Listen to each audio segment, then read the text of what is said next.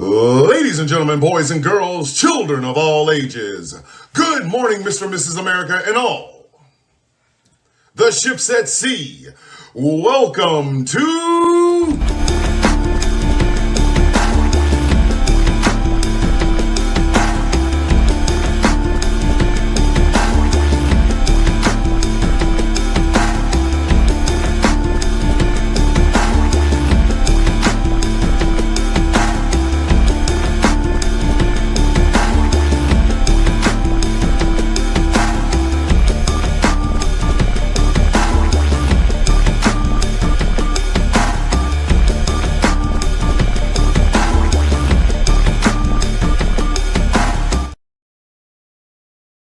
before any of y'all come in and go, "Oh, yo, Thomas, what kind of show is this? Why is that the name of the show, Thomas?"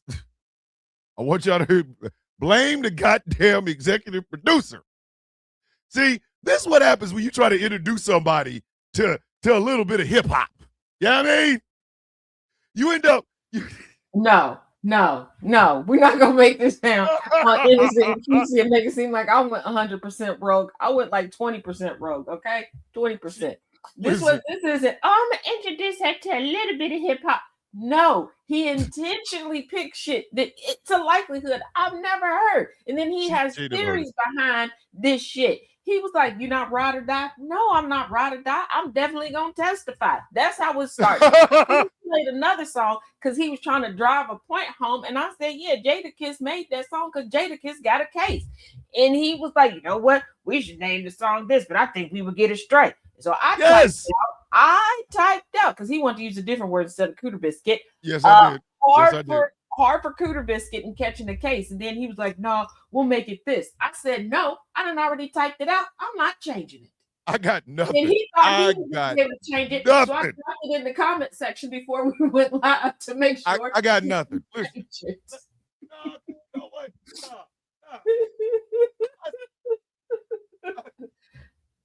Ladies and gentlemen, that's how it happened. Listen, the theme of this show was done under duress. It was not listen to that song was done under duress.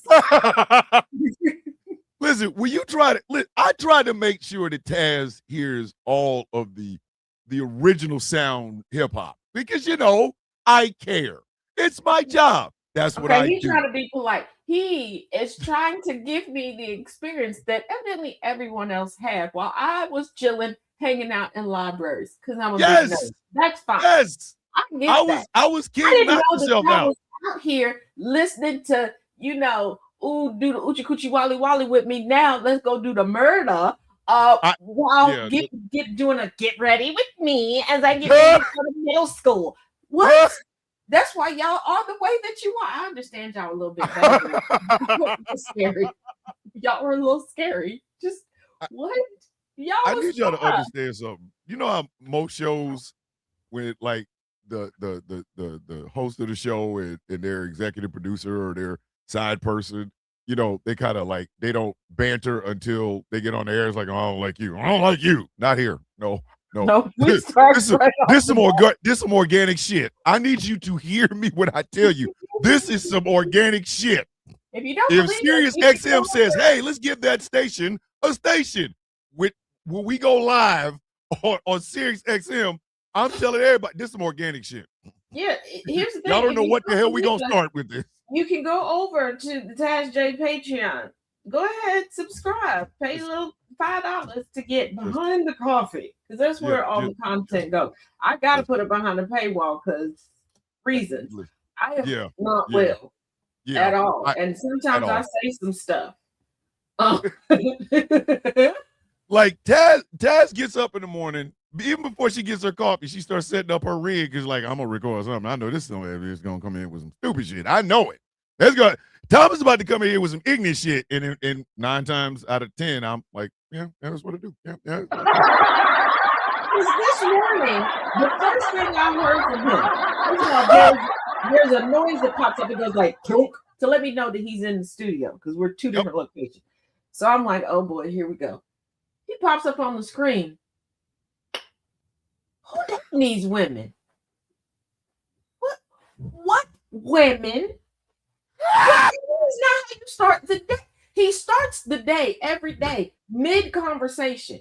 Mid-conversation. Hey, hold up. Mid-conversation with my goddamn self.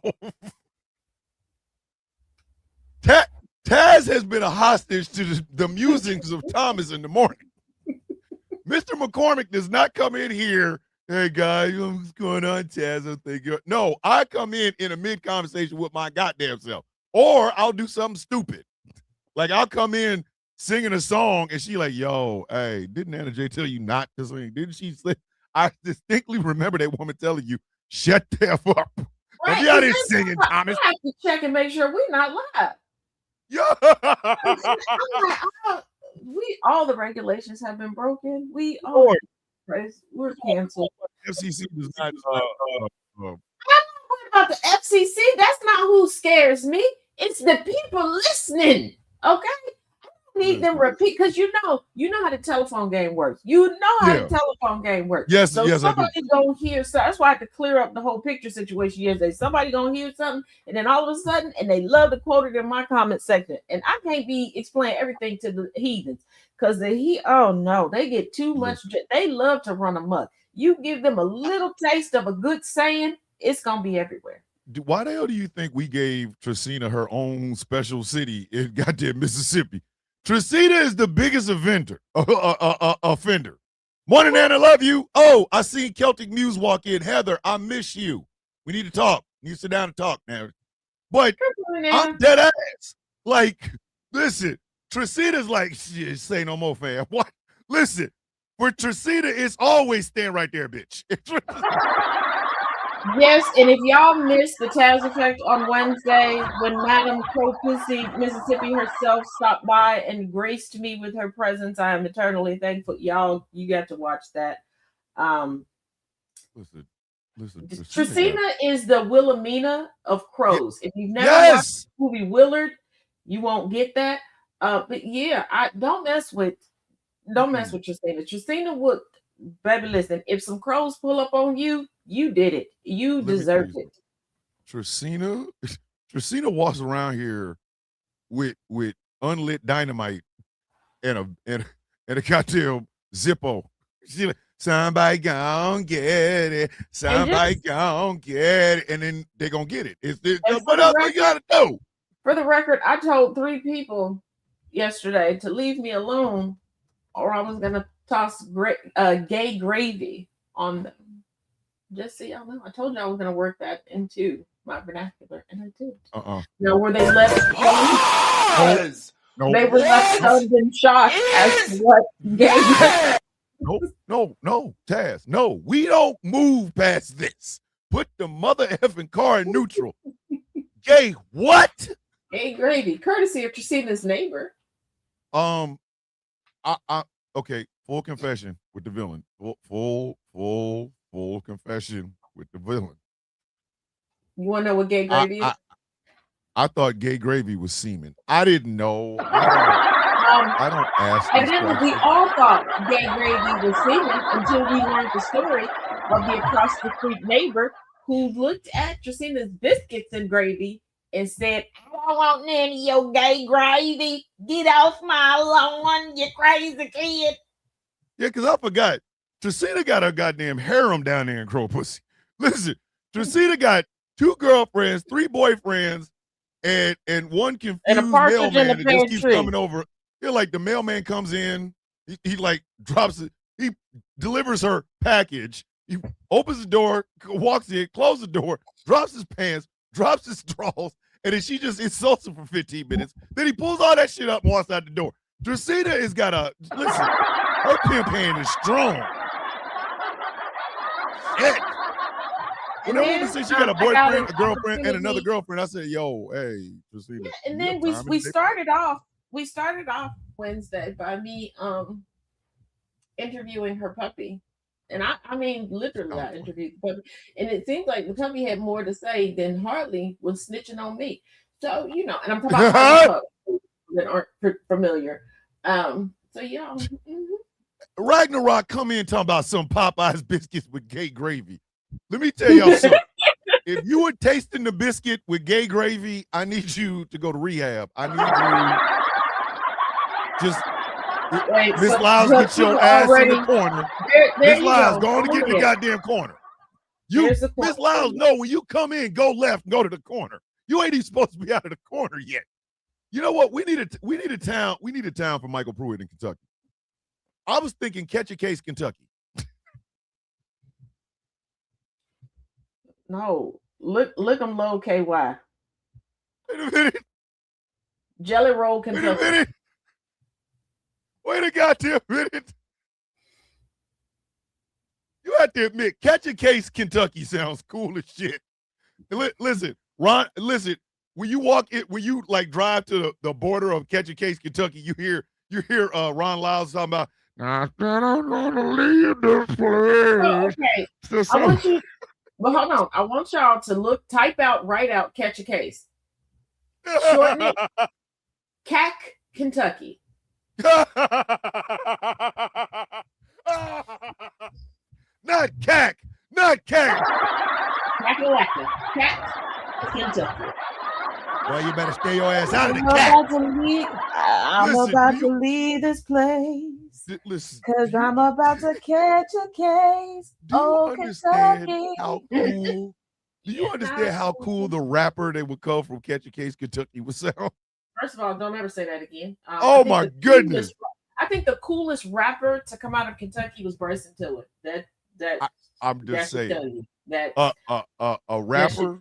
Hold on, a rap group. Imagine the cat. Don't we got the locks. Listen, we got the locks. We got the cat. First of all, let me explain something to you. Kentucky is the grand poobah of kids named Hayden, Jaden, Braden, Nevaeh, Kolea, Onomatopoeia. Exactly. Okay, that's what I'm saying. We got a Jamal, a Nevaeh, and a Kavea. Kentucky is slowly becoming beige. All right. They intentionally go out and look for one another, do the oochie coochie wally wally, and then hate each other for forever, and then go get another one that looks just like the first one, and then get another one that looks like the other one, and they just have a brigade of beige. Jesus. Listen. Well, so we got to talk. Speaking of Kentucky. Speaking of Kentucky, Alabama. Alabama, before you try to creep out the door, bring your monk ass here. Hey, Alabama, come here. No, Alabama. Austin's in her clique. Exactly, Michael Pruitt. Like when I lived in Kentucky, every third man that I met was named Austin.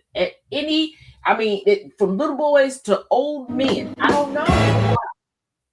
Everybody was named Austin. Maybe Austin's a cool name.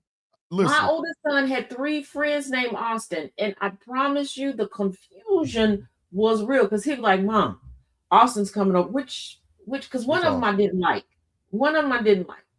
Austin Jr. He was a defective Austin. He was. Hold on. No, you did not call that boy the Ejectocito Austin. Don't do that. Did you just call? Wait a minute. Did you just call him Ejectocito Austin? Did you just do that? And did. Taz, come on, man. Well, he was. Listen, Taz. I'm pretty sure on his way to my house, he was licking windows. I'm pretty sure. And he was doing we it on can't purpose. keep doing this. Do you understand what See, this show is Gladiator? You do. Do you understand this show is Gladiator? What we do in life echoes in eternity. Do you want to have Ejectocito Austin in the Taz Effect today? Is that what you want? Are you trying to get that to happen, Taz? I used to call him Austin -5. This is an upgrade. Okay, now your Austin is like Austin that Academy Award winning Godzilla movie. Is that what Taz? Is that what we doing right now? Yeah, wait a minute. I mean, look, it was right? Austin -1. Look. Austin -1 is disgusting. No, we're not speed past that. Austin -1 is diabolical. Well, look. Hey, I got a lot of characters. Not Austin -1. I got a lot of characters in my life. Like my oldest son, his mother-in-law, sweet woman. She's a Florida woman, though. Okay, very sweet. she really does not have a racist bone in her body, which is hilarious because she doesn't know tropes, and she kind of accidentally is one. Because like she told them they live up the street from one another. And right now she had to go back to Kentucky to go do something. I don't know. And she told my son, like, oh, instead of going to the grocery store, you can get the rest of the bottle of water from my house. And if you look in the cabinet, I got some grape seasoning for the water. Excuse me? Wait a minute. When we start seasoning water? No, screw that shit. No. Yeah, I'm about to explain it. You know, like the little I ain't gonna play for seasoning water.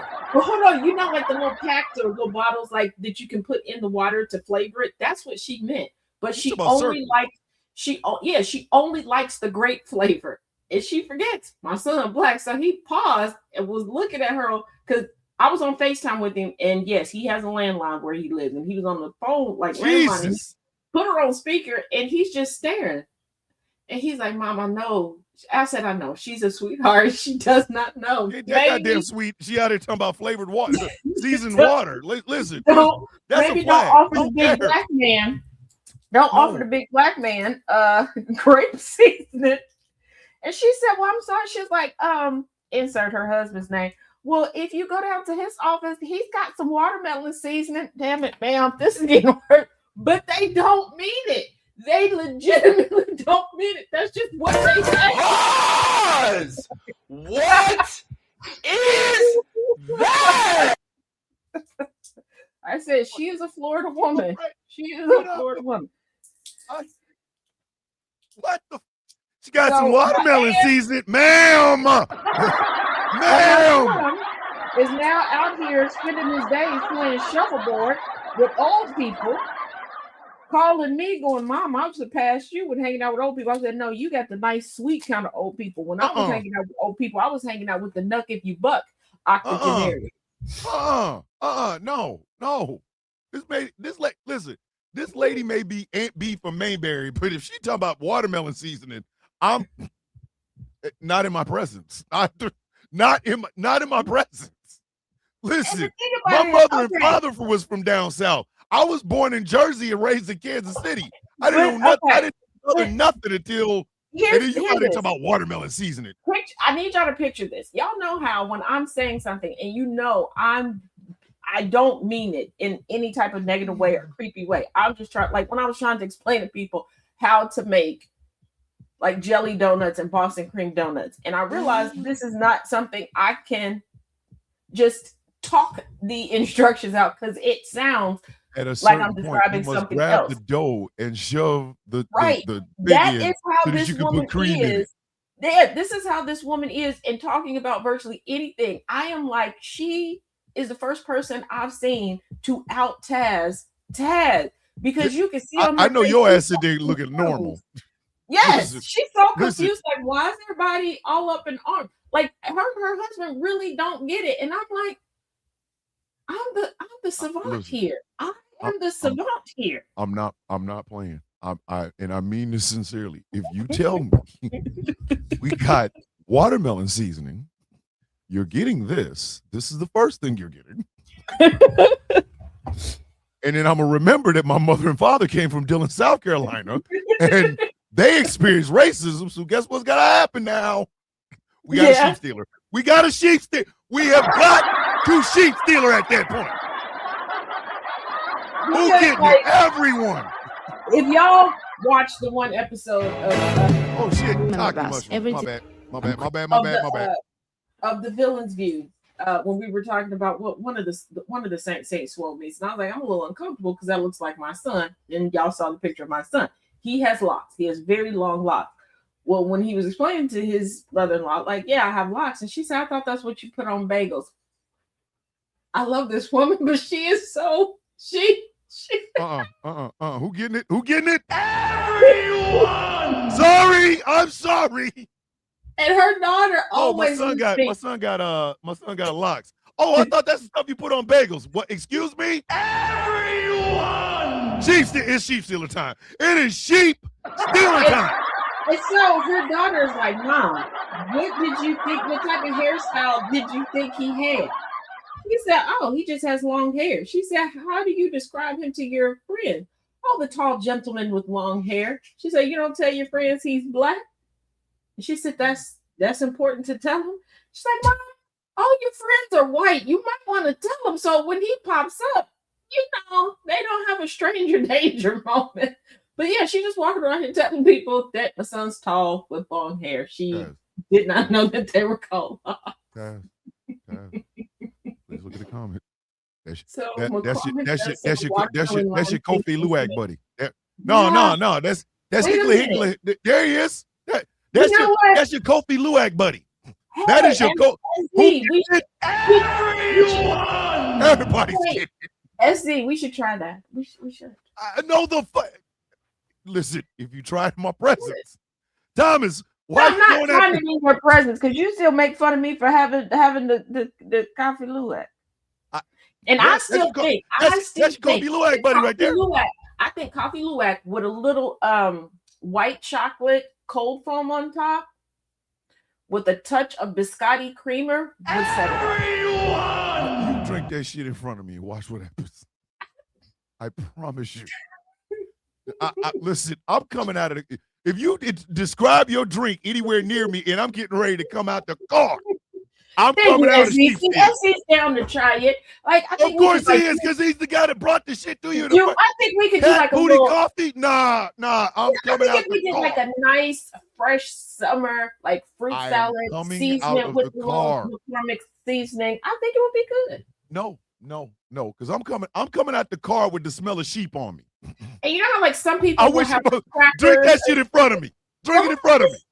No. Thomas, do you want a cup of this ass coffee with some biscotti creamer? Excuse me. We're talking about everybody gotta go. No, we're talking about the watermelon and lime seasoning right now. But see, you know how like some people like crackers with their traditional salad. I feel like a nice crisp fruit salad, sprinkle it with the little McCormick seasoning, and have like, I don't know, maybe some biscotti or like some little shortbread cookies to go along with it. I feel like that would be great. Taz.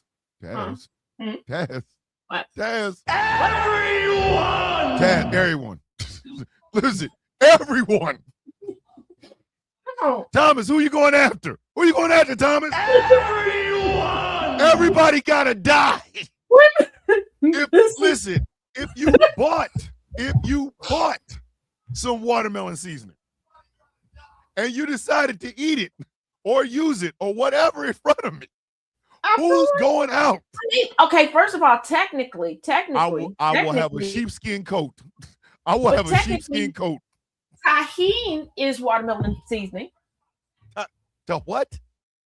Tahine. You don't put tahine on your watermelon? I can't be the only. Taz. Huh? What? I need you to look at me. Look at me. I'm looking at you. No, I need you to hear me, please. Am I hearing you with my eyeballs? Courtesy of Mrs. Lyles. Why? I don't even eat watermelon in the presence of white people. What the hell makes you think I'm gonna eat it with seasoning? Well, I don't live with my white people. Somebody gotta go. Who gotta go? Everyone. Everybody's gotta go. I'm not the biggest fan of watermelon. It's very rare that I actually eat watermelon. If I get a taste for it, I'll get some. But usually every time we get, like, if I go and get watermelon, I'll have a little bit. Thank goodness I live with somebody who loves fruit, so it will get eaten. But ain't no white people here. I season all of the fruits. I season my salads. Okay, everybody getting seasoning. Everybody getting a little sprinkle. I'm coming in here with a Grand Regent Thrag cloak with sheep on top of it. Cause guess what? Everyone. Listen, I'm leaving a pile of ashes wherever I go.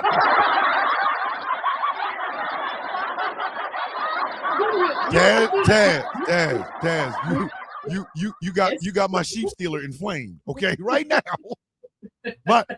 My sheep stealer, which is right underneath my liver, is inflamed. And when my sheep stealer is inflamed, who go get it? Everyone. Don't do this shit in front of me. Yeah, Tracina, like you can put it on a popsicle. On a popsicle.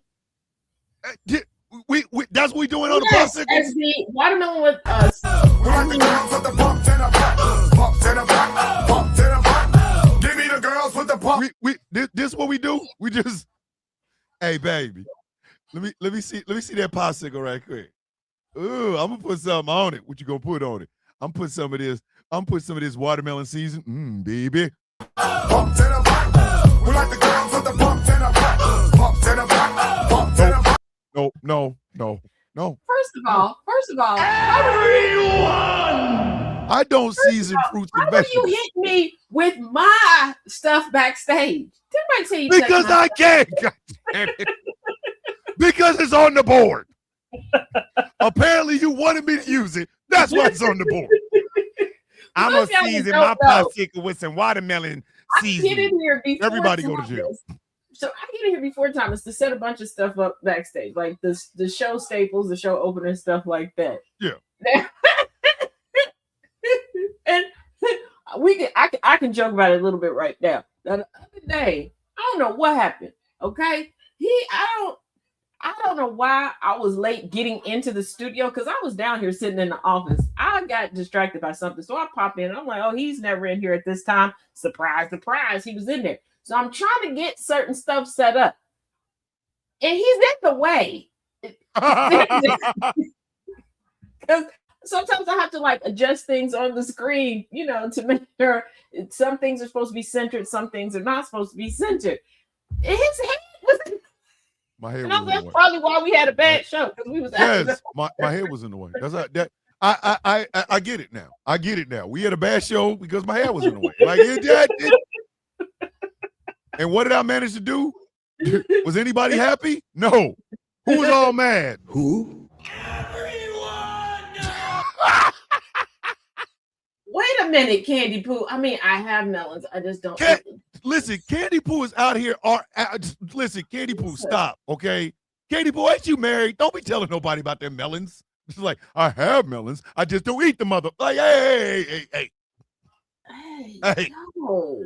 Listen, Hey, shout out to all no. my melons. There's melanated and then there's melon-aided. Let's shout out to all my melon-aided human beings. For all of the melon harvesters, I love you. Listen. The sound of coffee is very pro-melon. Yes, we love We the melon are harvester. extremely pro-melon here. We are. Listen, we want y'all to get your mammograms and the paps and everything so that you can stay healthy. Ashley, So we can keep which enjoying melons melon. are you discussing being delicious? I need to See, look at Ashley. Look at Ashley. Ashley walk in the door to my how do you want it, daddy? Hey. I'm not even a third of a way through this damn cup of coffee for that, Ashley. What are you doing? Melons is delicious. How you want it, daddy? And how did we get here? Because I named the show today. That's how we got here. Yes. She did it. This shit ain't me. This shit was not me. First of all, I said it. I ain't me for her to say it. I just changed one word. Well, you said it. Just like yesterday's show. Well, yesterday's show was because of me, because of what I said. And I didn't mean for you to use that. So here we go. This is where we are. Today's show. Don't care. Biscuit and catching the case. Will you say something so egregious as E40 speaking cursive? God, you damn right that's the name of the show. First of all, damn Skippy. Quote me completely. I said the man sounds like he speaks in cursive with a touch of hieroglyphics. That's what that sounds like a LL Cool J song title. Yes, that's what I said. Thank you, Taz, for making the sequel to Pink Cookies in a Plastic Bag Getting Crushed by Buildings. It's called Speaking in Cursive with a little bit of hieroglyphics. But that song by LL, I was like, I cannot believe we had a whole show about this. I was telling a good friend of mine, right? The man was like, oh yeah, I know the song, and started reciting the song. I said, so it's just me that didn't know about it in this friend group. Do you understand? There are men right now who, and they will never tell you, they will take this shit to their grave. The only people that know are them and the person they were with. They once used the line, hey girl, let me crush your pink cookies with my building. I know Let me crush your pink cookies wrapped up in that plastic bag with my buildings. And they know who they are. And if you say you didn't, you a lying son of a bitch. You lying bastard. Sincerely hope Mr. Van has never used that line. Ask him. Listen, I don't think Chaos would do it. I'm gonna be dead ass honest with you. I can't see Chaos going. He said he's never used that. See what I'm saying? That's what I said. Because Chaos would not use pink cookies in a plastic bag getting crushed by buildings. No. Yeah, I don't. He would say something to the effect of, "Hey, girl, let me park this Lincoln Town car in your trailer park with a plastic bag." Like that would be Chaos. Chaos is more of a building. Like, first off, it's like, no, I'm not hung like Mr. Ed. No, I'm not like that. Secondly, I need to find out what's on them cookies. Yeah, he doesn't. Yeah, because that pink on them cookies could be cream filling, or that could be rotten coochie. You know, Chaos ain't going there. Pink cookies in a no. Chaos is more than likely to walk up. I'm pretty sure this one is come on lines. Hey, girl, I'm 6'5". Why don't you let me park this large ass Lincoln Town car in that little square ass parking lot you got? I don't know. He's the only man on the planet that really what got me hello. And it wasn't even like a vocal hello. It was a typed out hello. And I was oh, wait a minute. Did he hit you like Lionel Richie? Hello. Oh, speaking of Lionel Richie, oh my goodness. That's what I meant to tell you. Good morning, Panda, you tosspot. Okay, so when we decided we were going to do a few flag on the plays, I meant to send you this with the other one that I sent you. I'm pretty pretty sure Thomas blocked my number for about 20 minutes yesterday, because when he said we're going to do a few flag on the plays, I went crazy. But the one I didn't send you was, you know how like some artists are getting irritated because people are utilizing their voice or their likeness for AI videos, right? Of course. So Lionel Richie decided to preemptively sue to block anybody from using his voice. My boy, Lionel, okay, of Not the Thundercats reign. Nobody is checking for your voice or your likeness. I thought he was dead. I'm going to be honest with y'all. I told Chaos I thought he was dead. And so I was shocked that he was, and before you go, Taz, how did you find this? I don't know what y'all do for fun, but sometimes I randomly look in certain court jurisdictions in the dockets to see what's what. Oh, I got Lionel Richie jokes. I got them. I've got Lionel Richie jokes I've been wanting to knock off for about 25 goddamn, maybe 30 goddamn years. Okay. For example, does y'all remember the show with Ron Perlman and Linda Hamilton called Beauty and the Beast? When Ron Perlman was the Beast? Why did Ron Perlman, dressed up as the Beast, look exactly like Lionel Richie in that Hello video? Why? Why? You know what? Screw that. Nah. Flag on the play for that shit looking exact. They look exactly alike. You said Ron Perlman? Ron Perlman as the Beast in Beauty and the Beast and Lionel Richie. Have you ever seen them two in the same room at the same time? I'll rest my case. There you go. There you go. There you go. They just credited Ron Perlman because he was. Hey, some of you ladies was nasty. Some of you ladies wanted to knock Ron Perlman as the Beast off. Trust me, I've heard the conversation. Oh, y'all were in your feelings. Y'all were in y'all feelings. That show was way too beautiful. Like, y'all got mad when Linda Hamilton got, like, I don't know what the hell happened to her, but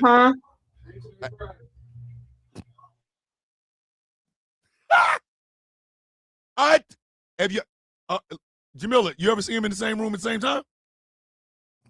Well, never unseeing that.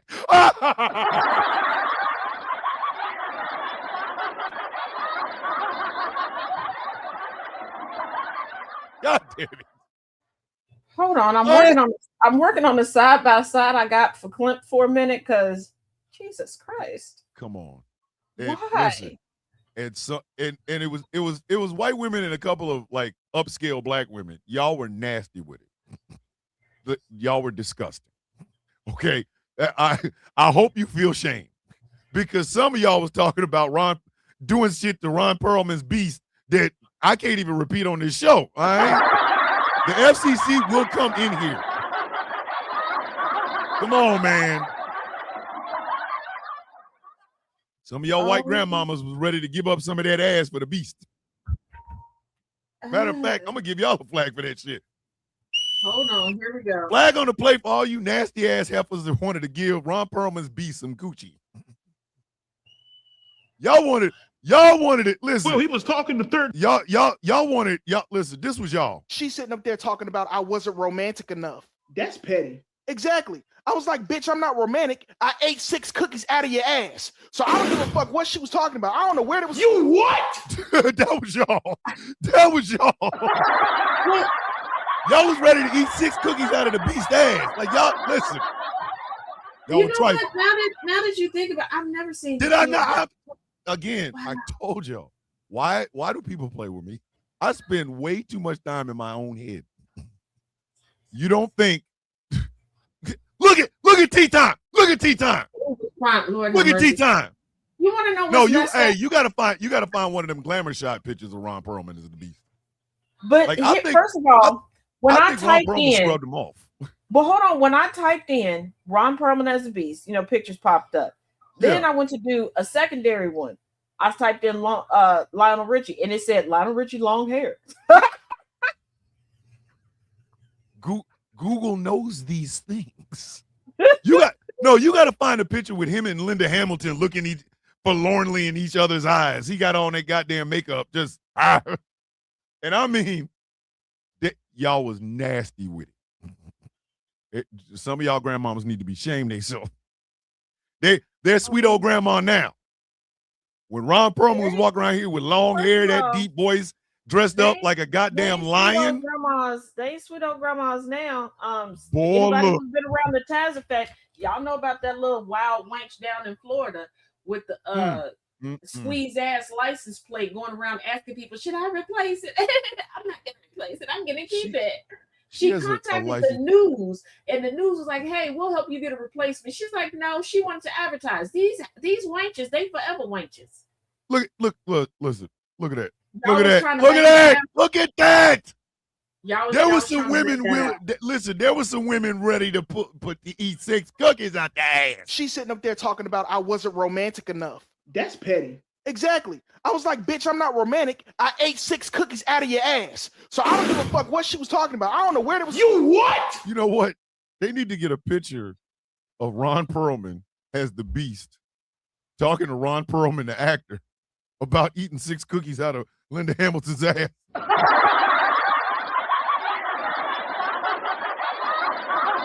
That's why those insane grannies don't change the channel from CBS now. No.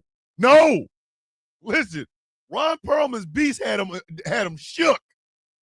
I remember when the show premiered. It was all over television. Women just can't get enough of the portrayal of the Beast in Beauty and the Beast. I do.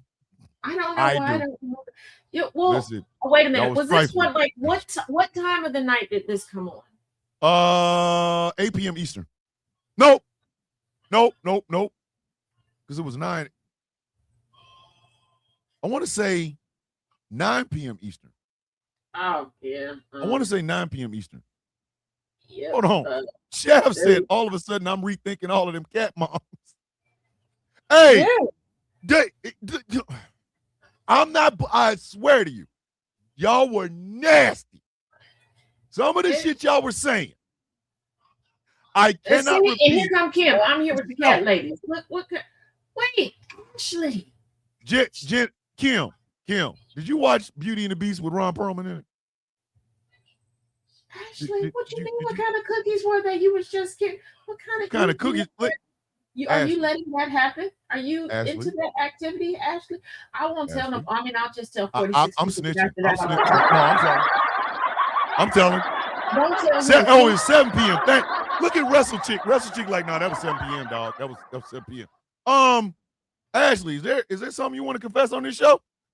Listen, do you want to confess something on this show, Ashley?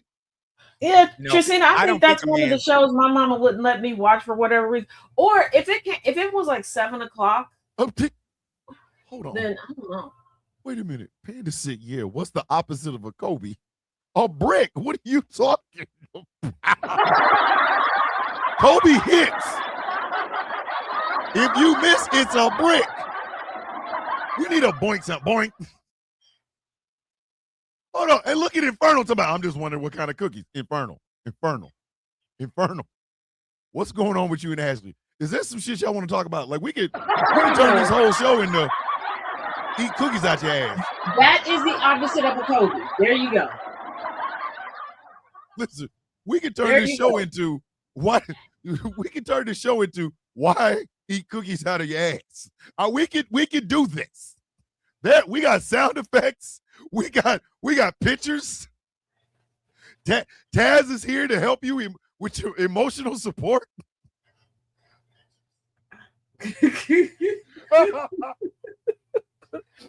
Hi, I'm Taz from the Taz Effect, and today is Friday. It's normally Fun News Friday, but I wanted to reach out and see if everybody was okay because they confessed that they like having 6 cookies eaten out of their ass. I'm here for emotional support. Sisters, I got you here. Hold my hands. Please hold my hands, and we're going to talk about. I'm making fun of you. And everyone in between, are y'all crushing up the cookies before putting it up there? Like, no. These cookies, are they soft cookies? Are they hard cookies? No. Are they store-bought cookies? They're Oreos. If you don't stop playing, cookies? Taz, they're double stuffed Oreos. Stop playing. You know what kind of cookies are being eaten out of your ass. Hold on, wait a minute. Because are these like the RFK Jr. type of cookies? Are they the cookie sticks that are made for Dunkin'? So what? And are y'all properly cleaning it out after? Because I don't want you, getting septic up the booty hole. Hold on. Thank you. We were curious about the cookies. Dude, listen, Ashley, why are you curious? Listen, I don't care what anybody says. Ashley takes notes from this show and goes straight to the husband. Hey, baby, 6 cookies. No, not 5. 6. 6. 6 is the magic number. 6 is the magic. 6 is the luckiest number. No, you don't get to eat 4 out of there. It's an even number, but God damn it, no, you eating 6 cookies out of the ass. Now hold on, I'm going to the store right quick. I'm gonna pick up these Oreo double stuff. Snaps up the booty hole, somebody gonna snap. Oatmeal raisin, baby. You know what, Ashley? Yes. I would say, you know what? Oatmeal craisin. Spice it up. Oatmeal craisin cookies seem like the good texture. I think it will give you the texture of beads that might go back there. And if you sculpt them, which you can, into the shape of some backdoor booty beads, you should be okay. What are we doing right now? Lemon cookies from Piggly Wiggly? Lemon cookies from Piggly Wiggly. Yeah. Listen, I mean, they already doing the Oochie Coochie Wally Wally in back of the Piggly Wiggly anyway, allegedly. So I heard according to Scuttlebutt. I'm just telling y'all right now. So they might as well get it out the store and then go out back behind your the store. Your ass is munching on goddamn lemon cookies from Piggly Wiggly. Out of the after you get ass crack of somebody, I need you to go to rehab. You can't be in the public. Sorry. But I have a valid question. Once you get the 6 cookies out there, before he eats them out, are you gonna put some milk in there and throw that ass in a circle? Make it easier. Man can use raisins. They're dried cranberry. Oh my God! Hey yo, what the fuck?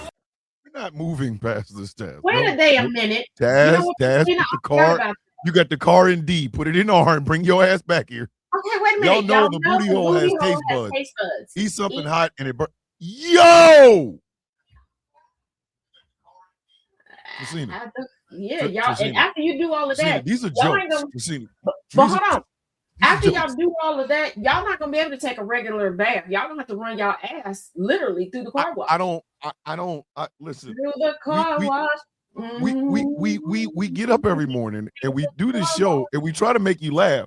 Tracita's out here giving us ass crack facts, and I'm not asking She's for sitting this. up there talking about I didn't wasn't ask for romantic any of enough. this. That's petty. Exactly. I didn't I was ask like, for bitch, this. I'm not romantic. I ate 6 cookies out of your ass. So I don't give a fuck what she was talking. I didn't ask for ass crack facts at 8:37 in the morning. But y'all didn't know like about the trend of like the college girls getting drunk by putting the alcohol up their booty hole. Now I knew that. I knew that women were soaking tampons and shoving them in their vaginas and assholes and shit. Oh no, that's not what I'm talking about. I'm talking about the ladies that were siphoning the liquor into their booty hole. Hold on, no. We don't. First off, we have a super chat, and it came from Dread, but this is dirty money right here. This is donations. This is dirty money. Donations. This is dirty Gifts. money. This money Gifts. is filthy. This is straight. That is $5 straight out of the. Listen, this is dirty money. This is trifling money right here. Okay? Hear me out. A fruit roll up in a woman's cat filled with Ready Whip and mini cupcakes on her. Is it Dread? That's a sweet treat. When I think of a sweet treat, that is Come on, I haven't been to church in a while, but now I feel like Pause! What is that? what kind of exotic sex are you over there doing, Dread? What that mean, Ricky Bobby? Oh no, she your friend too. She your friend too. Don't try to run. That matter of fact, no, Taz, I see what you did there. Flag on the plate for Taz trying to duck as soon as she hear Ready Whip and Coochie. Don't run. Where you going? Get your ass back here. That's your friend too. Who have conversation? Yes, that's what. Yeah, that's a new. You didn't know anything. I knew about the other sweet treat, but I didn't know about this one. you all them conversations you ain't never know that your friend like putting fruit roll-ups and shit in coochies. Is that what I'm to understand, Taz? Really? You told me the other really, fruit Taz? roll-up recipe. I didn't know this one. Good You got a lot of fruit damn it, roll-up man. recipe. Tracita Hold on, and then you got Tracita talking about I sell THC suppositories. Yeah. Let me explain something to you. If you bring if I am constipated to be damned, like my hemorrhoids look like juggernaut head, and you bring me a suppository with THC in it. What? A candy cane being used? What's going on? Are y'all? Y'all. Wait, hold on. Like the big old school, like because there's some candy canes. You talking about them big thick ass candy canes? You guys they look like stones. They do. Candy cane nice sticks. That's what we used to call them. Nice sticks. But listen, I'm gonna tell y'all where y'all got all that bullshit from. I'm gonna tell you because I know where the freaky come from. I know where the how you want it daddy come from. I know. Your mama and daddy watched 9.5 weeks. And that refrigerator scene is the reason your ass is sitting watching this show right now. But a Kit Kat between some clean bitch what a break. Yes, Dredd is absolutely correct on that. Now, what is 9.5 weeks? Oh God. What? How do I describe 9.5 weeks? A TV show or like no, what? it's a movie. It's a movie. It features Academy Award nominee Mickey Rourke. Right before 50 Shades of Grey. Oh, okay. It was yes. Okay. Listen, one of the reasons my wife does not like 50 Shades of Grey, will not watch 50 Shades of Grey, won't listen to 50 Shades of Grey. She said, number one, said it's a horrible written book. Secondly, that's not a DS relationship. That's just a rich man getting off on beating up on a poor girl who needs money. But my wife, who is 9 months older than me, Mickey Rourke in this movie. Mickey Rourke. And I'm not talking to Mickey Rourke y'all see right now that look all swole meat for no reason in the face. Kim I never get Kim, her last Academy name right. Award, you got to say it right. Academy Award winner Kim Basinger. Okay, so it's based. Okay, I never know how to pronounce her last name. I apologize. Samantha I said mean, it's no a movie disrespect. Cinemax would show during the day and shouldn't have. Yes. Listen, HBO and Cinemax, which are owned by the same people. Wait, there their was a lack of F's second is one. disturbing. There's What? a part 2, another 9.5 weeks. I How guess. much sense was y'all Listen, giving I only Mickey remember, Rourke? dog. I only remember the movie, the first one with Kim Basinger and Mickey Rourke. The reason I'm saying that is there is a scene in that movie that features sex and a refrigerator and everything in it. Some of y'all are sitting here right now because your mama and your daddy watched that shit, and at some point, your mom's linoleum, your mom and dad's house, your kitchen floor, linoleum kitchen floor was covered in everything. Everything. Everything.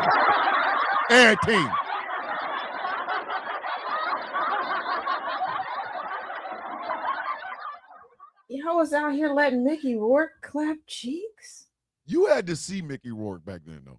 I know what Mickey Rourke looked like. He looked like a serial killer back then. Listen, it was a different time. That's all I'm gonna tell you. It was a different time. Hey, he remembers 9.5 weeks. I'm gonna tell y'all something. I mean this as sincerely as I possibly can. That movie had the game effed up. Because then dudes felt like they gotta basically put a buffet on her in order for her to get hard. Like it was just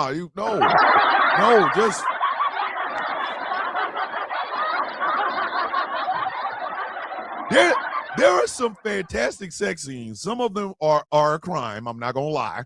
There is one that is on tape that is absolutely a crime, and somebody should dig Marlon Brando's bitch ass up and kill him again. But there are a lot of them that are the impetus for a lot of the bullshit you hear today. Some of the weak ass game that men give comes from this shit. Some of the weak ass expectations for it comes from shit that we saw in the 70s and 80s. Come on now. And who's the woman? Agatha De La Fontaine. Yeah, I'm good. The mom, Angie Everhart. Angie Everhart? That's Angie Everhart. Okay, look at Mickey. He looked like a serial killer. You can't tell me he don't. Somebody need to check that man's basement. I don't care Mickey what y'all. Rourke looked like he's about to morph into Hannibal Lecter. I can't. There you go. HBO. This is why I said the game is messed up now. Because you used to be able to learn about bodies and sex and sexuality and shit like that from stations like HBO. They just brought up Real Sex. Real Sex, if you went to watch Real Sex on some creeper shit, go dance on the track, go dance on a busy highway at night in black clothing. Like you're a nasty. The one show that I discovered it way too late. Because by the time I discovered it, it was like at the end, I guess, and they were about to get rid of it. Was Taxi Cab Confessions, and it made me. Listen, that's when my fear of germs fully increased, and I was like, oh, there's germs, like nasty germs everywhere. Because yes, I know germs can rest anywhere, but I was like, y'all doing what in the back of a what now? Let me tell you something. And mind you, this was during the time where my mama was putting me in a cab by myself for me to get to school. Because we didn't have a bus where we were at that time. See, look at Samantha. 9.5 weeks, Angel Heart and Wild Orchid had women in their feelings about Mickey. Listen, Mickey could have tossed his penis in 16 different coochies would have got it. That's how bad.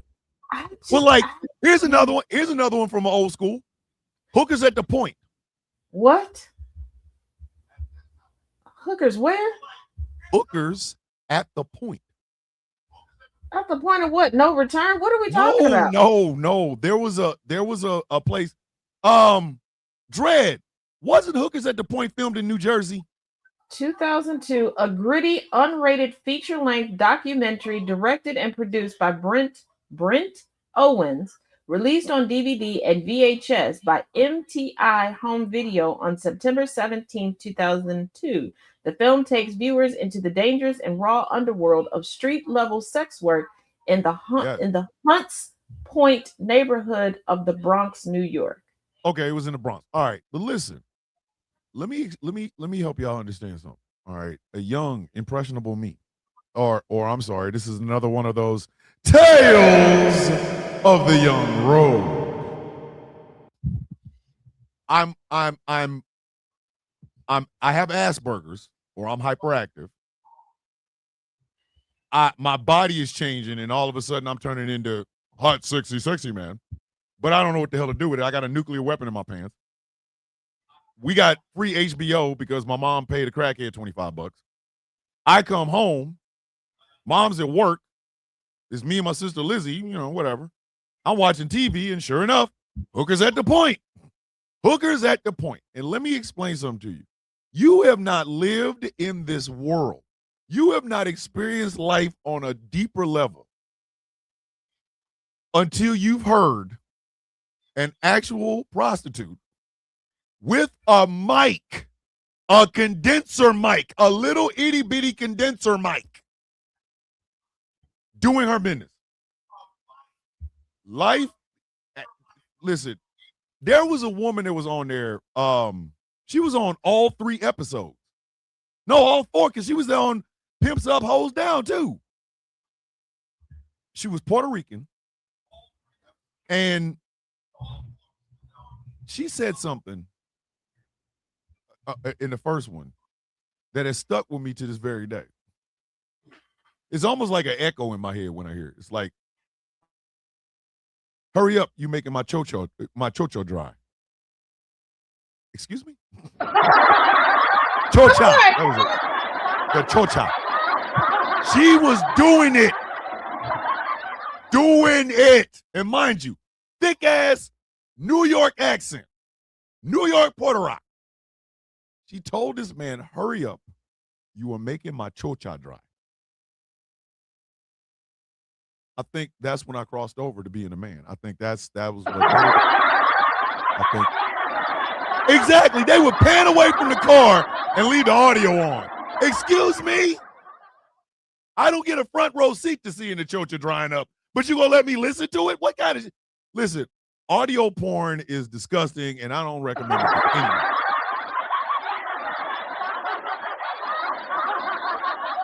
Audio porn should be banned. Listen, audio porn should be banned. Audio porn is right up there with going into a message. You remember you went in the chat rooms and would talk about having sex and you was typing? Like, this is defeating all the purpose. Whatever the hell it is we supposed to be doing, this is defeating every single purpose known to man. Nah, this today's show was properly named. And I'm mad that Vibe. They didn't make you pay. Stop complaining, sir. It's free. Trisita, I'm sorry. Vibe, their review, they decided to call Pimps Up, Hold Down, because as I put in the first one, got it up there scrolling because most of the pictures are blacked out. Like, no, this is not safe to view. Says gleefully trashy. And the crazy part about Hookers at the Point is, like, you would get some real hard luck stories. You would get some hard luck stories. There was and she was a relatively pretty woman. She was a very attractive woman and was out there. And her story was she used to be a teacher. She was a teacher. And her husband got sick or something and couldn't keep up with the medical bills. And she lost her job. You know what I mean? So she tried to get another teaching job. She did try to get another teaching job. I don't want anybody to think she didn't. She did try to get another teaching job, but she couldn't. So that's how she ended up out there on the Point. Now, those stories made me want to cry because Brent Owens lays on that saxophone a little bit too thick for me. That singular saxophone.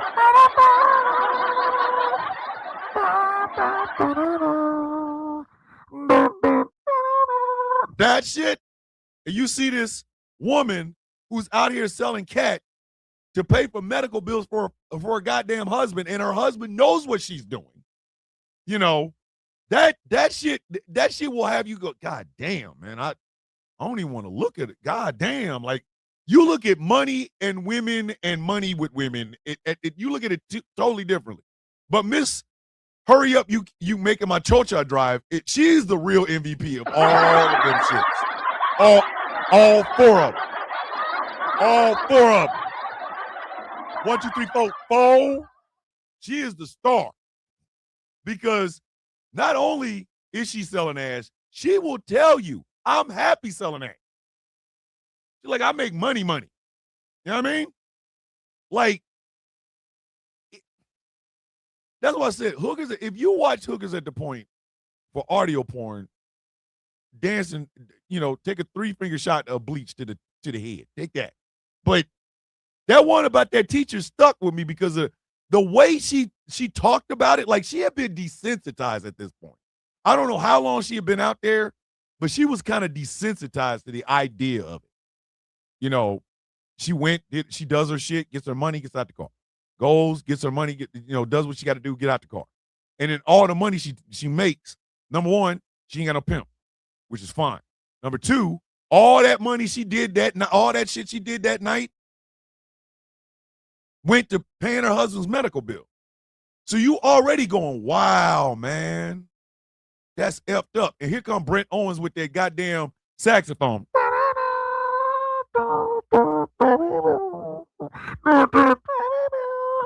And his voiceovers made you want to cry anyway. With a thick ass New York accent. There she goes down the street selling that ass. Like but hey, Angry remembers Hookers at the Point. Silver was helpful if you couldn't afford the real estate. Yeah. I'm just saying. There's a dark side to this shit. Shit is cool, but yeah, like they had a black woman out there, and I forgot what her story was, but like she was gorilla pimping her goddamn self. Like, Jesus.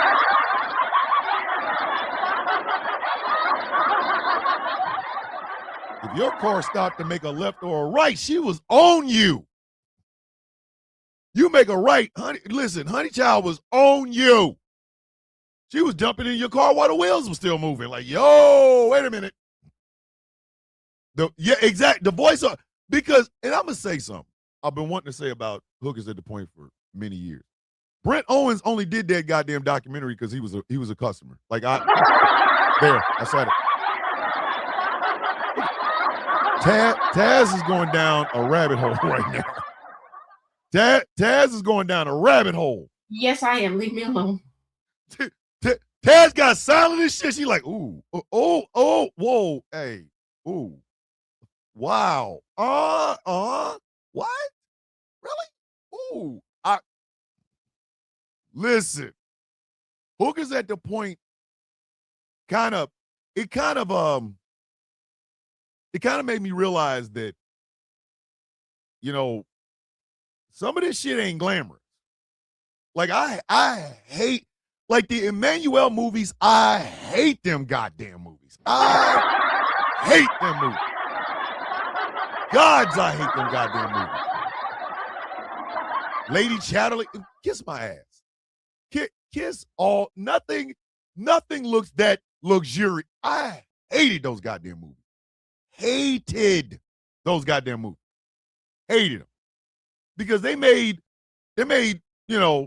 relations look all glamorous, like there was wind blowing and, these perfectly toned, perfectly baby-earled bodies having sex. Come on. And then I go watch Hookers at the Point. Hookers at the Point with some gritty. That shit was gritty. You was hearing click-clacking of the heels. Know what I mean? You get Taz thinking she's about to wrap it up. Listen, Essie, you either are or were a cop, correct? If I'm not mistaken, you either were or are a cop. I believe so. I know they've heard these goddamn stories. Some of the shit is not glamorous. It's not. Some of it is not glamorous. They all had that filter, or at least that's what I heard. I don't know. The first one, see, that's the thing, JL. The first one absolutely was good. Second one was okay. Okay, you was a sheriff deputy, correct. See, so you've seen some of them. There's some hard luck stories out there. That's what pisses me off when conservatives talk about, don't give no people, no homeless people, no money because they ain't going to do nothing but smoke crack. No, they might eat. They might eat. And that's why on this show, sex work is work. And we celebrate it. I got a friend right now. I got a very beautiful friend named Laura Lemoon. If you are on Instagram, please go check her out. She is raising money to do a fellowship in Paris. Now, I will let y'all go and discover Laura Lemoon's story, but I've known her. I've known Laura for over 10 years. Over 10, I think. No, yeah, it has been over 10. Because I was talking to her before there was a Villain's View. She's actually been a guest on the Villain's View. But Laura Lemoon is a former sex worker. But she's an accomplished artist. I have her book of poetry. I think it's 1,000 Little Pieces. No, it might be something else. And she does art exhibits. Like right now, the reason she's trying to get a fellowship to Paris is because she has done an art exhibition about all of the women that were killed by the Green River Killer, Gary Ridgway. I mean this. Just to look at the stills she's put on her Instagram page. Well, you go, whoa. The Gary Ridgway is a horrible goddamn human being. She lives in Washington State. So Gary Ridgway's story not only resonated with her as a person from Washington State, but also as a former sex worker. And I have been there. I have seen her struggle.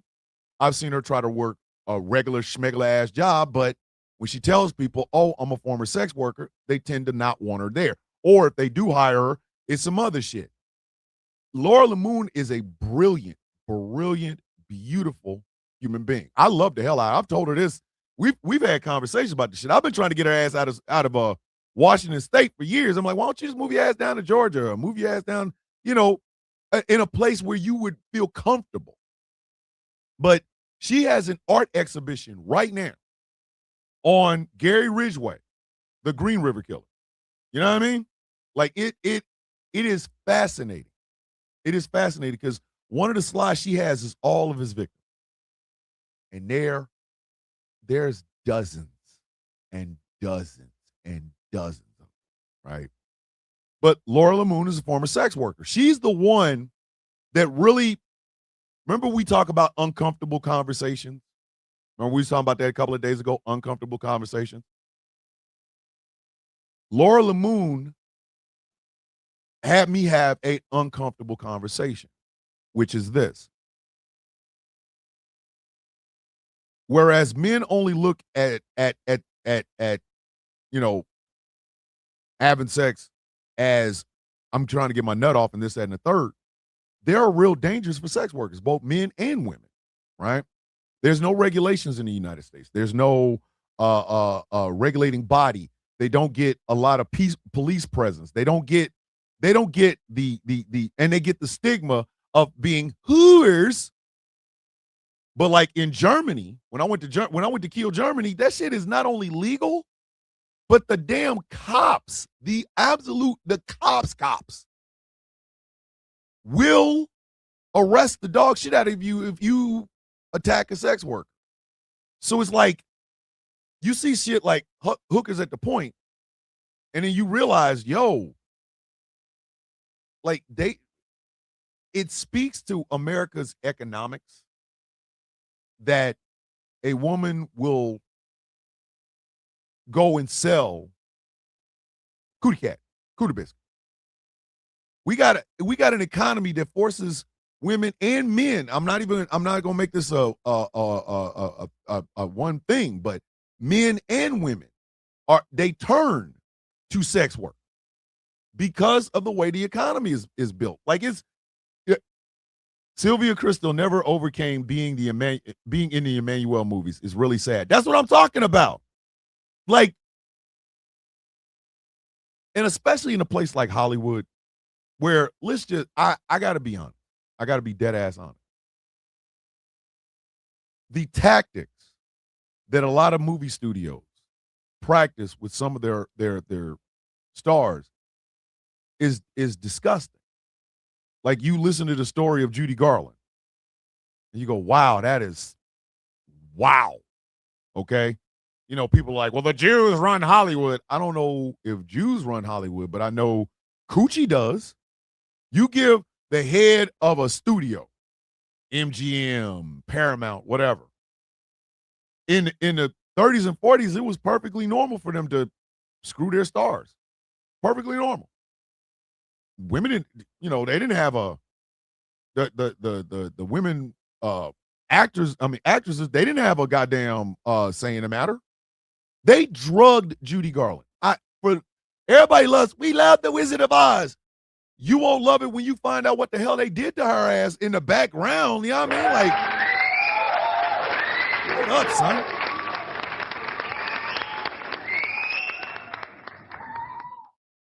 But that should have told everybody right then and there what happens when powerful men get power. I'm being serious. When these rich men got power, that's how they act. And I listen, it happens in every profession. Preachers get way too big, and all of a sudden they start screwing people in their goddamn congregation. Say what I said. I said what I said. Politicians get so much. Oh God, Shirley Temple. Shirley Temple's another one. It speaks to a bigger issue. We as Americans, we are fed so many lies and bullshit that it becomes really hard to separate fact from fiction.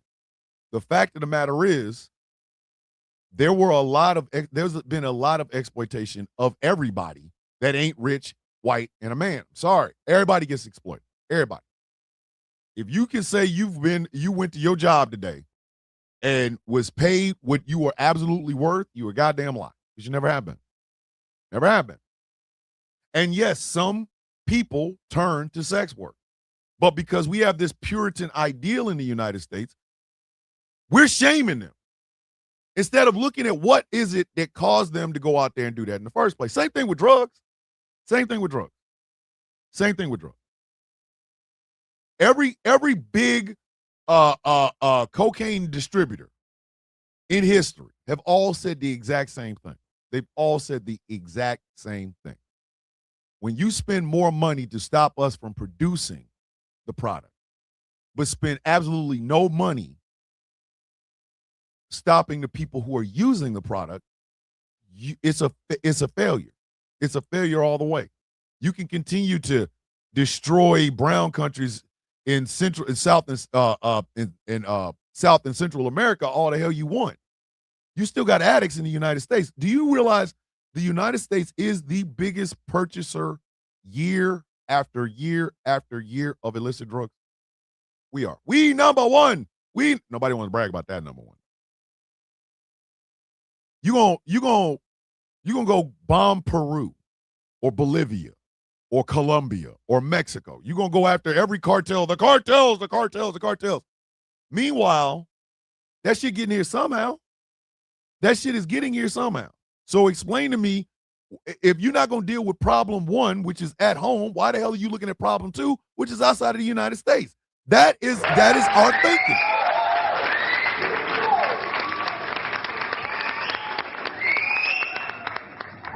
It's because exploitation is how we do things. We exploit all the time. We do. We exploit. We are exploited all the goddamn time. As a soldier in the United States Army, I realized I had a job. Yes, they paid me to be a supply sergeant. They paid me to take care of millions of dollars of equipment. But my primary job was to go someplace and put rounds in somebody's face, or go someplace, put rounds at somebody, and then putting rounds in me. That's the agreement. Now, do I see it as exploitation? It depends on the commander. It depends on the first sergeant or the sergeant major. It depends on the base commander. It depends on the division commander and stuff like that, because some division commanders are assholes. Everybody got to work till 6 p.m. and then we don't give a shit, bring your ass back in 12 hours, whatever. Exploitation is part of American culture. It is. Exploitation is part of American culture. The other part of American culture is a lack of education. Why is it we are one of the dumbest countries in the world? Why? Why are we like that?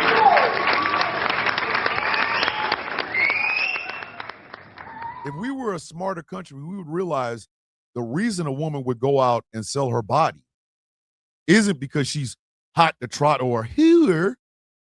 There is an underlying reason why she's out there. If it's drugs, we have no rehab facility. If it's to feed a baby, why are we not paying people enough to take care of their kids? But see, America doesn't do problem solving. It does problem blaming, but it never does problem solving. I saw this video this morning, and mind you, this woman is whiter than white. But I want you to listen to this. And racist lawmakers still write laws. Hold on. What if this country hated child predators as much as it hates black people? And I'm not race baiting, I'm genuinely asking. You guys can pull up any crime stat, any stereotype, just to demonize an entire race of people anytime something happens. But when it comes to white people touching kids, or really doing anything for that matter, we need context. We need the full story. Well, they have a family. Well, they're a person too. And let me be very clear. When we're discussing sexual predators, they're not getting the charges nor the time you think they're actually getting. There is a range of things from sexual assault, sexual exploitation, child sexual material, a list of things, but rarely are they getting charged with the harshness you feel they should be charged with. RAINN, the anti-sexual assault organization, states that for every 1,000 sexual assaults, 50 of those lead to arrest, 28 lead to felony convictions, and 25 lead to incarceration. 25 people go to jail out of 1,000 for sexually assaulting people. That, again, roll over, wife's at work, pick up the phone because it's buzzing, go on TikTok, first video I see. Exploitation is a part of America. I need y'all to hear me and hear me very closely. Exploitation is a part of America. All that propaganda they tell you about the greatest country on earth, yes, we are the greatest country on earth because we exploit. We do, and we always have. The current conflict going on, well, I won't even call it a conflict. The current actions being done by the Israeli government in a strip of land called Gaza is happening because we put Israel dead in the middle of all these Arab countries as a pit bull. That's why we did it. That is why the United States and Great Britain have propped up Israel for decades.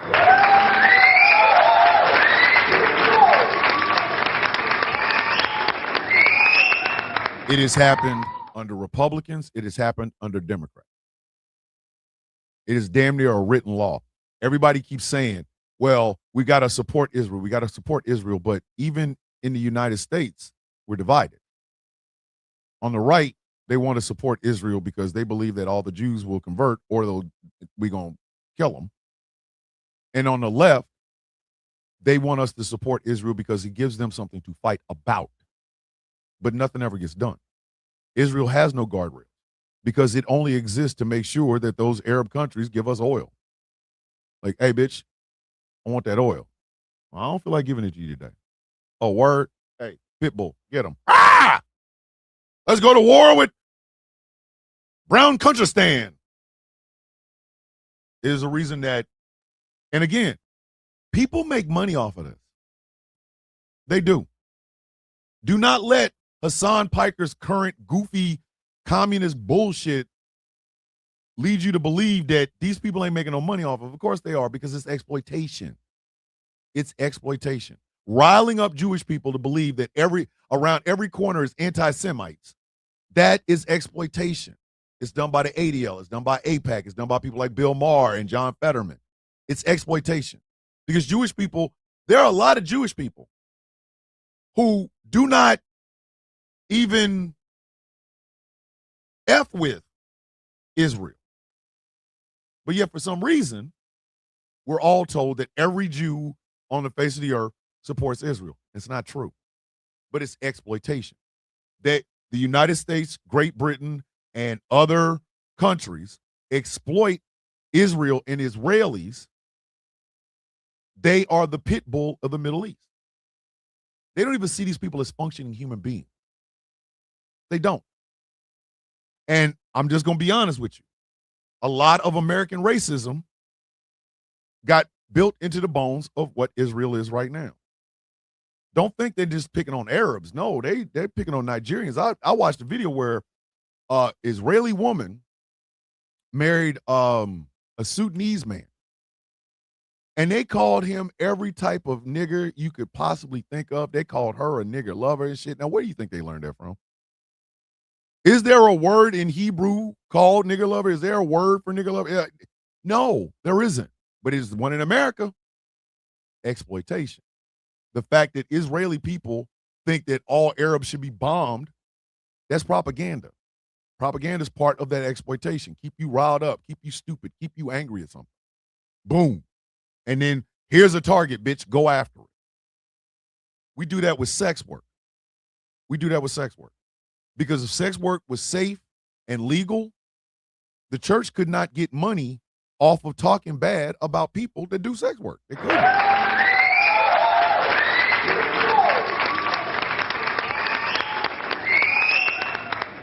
Imagine if America had been raised like from the beginning with the same mindset about prostitution that Germany had. Hey, we're going to give you a place to do it. We'll give you an apartment. You will have certain hours. And if you don't want to do anything at a certain time, you just close the door. Nobody bothers you, keeps it moving. But when you open your door, there's a button in the back of the door that if you press it, it goes directly downstairs to the main office and it goes to the police. So that way, if you are in a situation where you're about to be harmed or hurt, you press that button within a minute, somebody's at your door. Usually the manager of the buildings and the police. Imagine if America had been raised like that. But nope, we had to get more Bible. And like this lady's saying, I wish people hated those who harm the innocent as much as they love hating black folks. I'm gonna let her keep talking. But let a black person commit a crime, any crime, and y'all are ready to define millions of people by that person's actions. That's literally the problem. Because say it with me now, racist mindsets do not magically disappear when people clock into a job.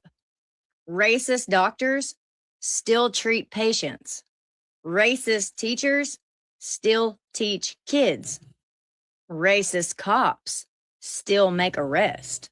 Ooh. Racist judges still hand down sentences. Now we're getting real deep. Racist lawyers still argue cases. And racist lawmakers still write laws. All of it. The back door to it, the loopholes to it, they write it all. Racist landlords still decide who gets to rent from them. racist employers still decide who gets hired. Oh, y'all don't like to think about that one. That's where DEI comes in. Because guess what? They tried to let us do it on our own. And the racist people still would not hire black and brown people, even if they had the qualifications. So we had to put something in place to force them to do that. And y'all still act like it's us giving them a fucking advantage. It's literally because we would not hire them. They still have to get all the goddamn schooling and qualifications. You see what I'm saying? We are literally exploited. I think when Taz named the show this morning, it got me to think how I can go on YouTube and I can go on a 2-hour rant about all the shit that is wrong with black people, and YouTube won't touch it. They'll let it go. Oh, look. I put up a video where I said, why are politicians in the United States being asked while they're running for an office or they're trying to keep an office? Why are they being asked, does Israel have a right to exist? Israel already exists. Why are you even asking that question to any politician? Like, that shit, how the hell did that become part of the goddamn shit? But do you know what happened? When I put that video up, YouTube literally said limited ads. I've seen people say more profanity than I do on a YouTube stream. I've seen it. But I get limited ads when I ask that question. Be safe, Sabrina. Love you to death. Look at Sphinx Award-winning musician Josh Jones coming up in the building. Good morning, Josh. We are an exploited country. We are, all of us. There's not one of us who have not been exploited in some way, shape, form, or fashion. Yet we try to persevere. We still do. We still do. The fact that even in this day and age, being a person, a sex worker, is not looked at as a job. So the church is now dictating what is and isn't employment. Like, let's say sex work was legalized, right? You got to turn in a W-2 and whatever. You still got to pay taxes on the money that you get, right? That should be it. That should be the end of the goddamn conversation.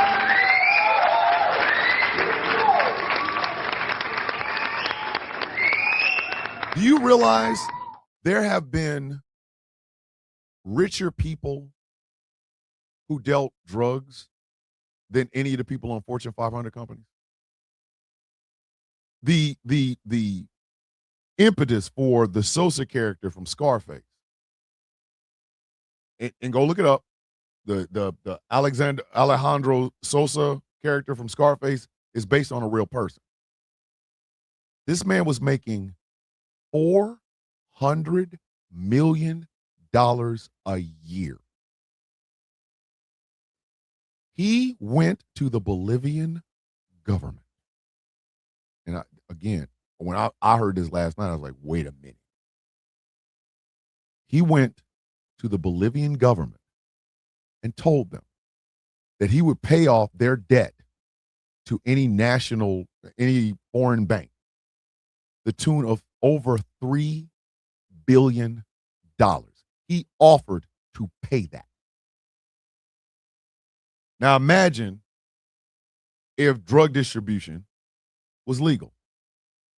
That man would be on a Fortune 500. And I'm not making that up. He would. He'd be on the Fortune 500.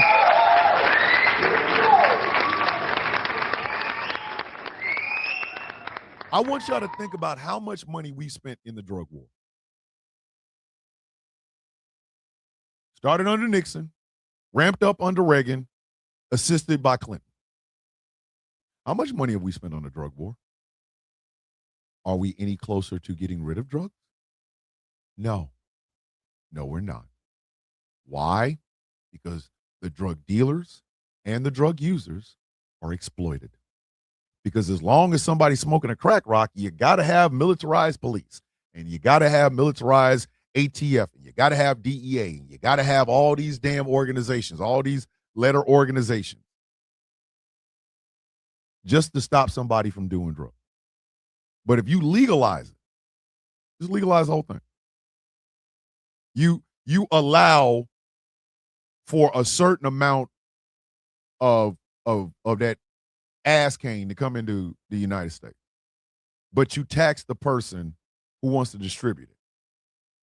Taxing a man that lives in Bolivia that's willing to pay off the Bolivian debt to the tune of $3 billion. Could you imagine how much money we'd make? Yes, you can distribute. You can distribute, but you will pay a tax. And for every sale, there will be a tax. We could pay off the goddamn national debt if we did some shit like that. There he is. That's him. Robert Suarez Gomez. We could literally pay off the national debt on some shit like that. Do you know in Texas they're getting ready to make it illegal for you to carry gummies and shit? They talking about giving you harsh prison time. Oh, Hot Wheels himself is out here talking about giving y'all harsh, years-long prison times for the gummies you have in your damn house right now. Right now. Now imagine if he was that hard on people who exploit children or the elderly or people with disabilities. You see how the priorities shift? You having gummies, that's a problem. Oh, Lord, that's a problem. You graping a child, we'll give you youthful offender. I made that video yesterday. Shit pissed me off. That kid, he ain't a kid. He's a grown man because he's 19, and I don't care. I wish nothing but the worst for him. I do. I hope one day he just swallows a bullet. Want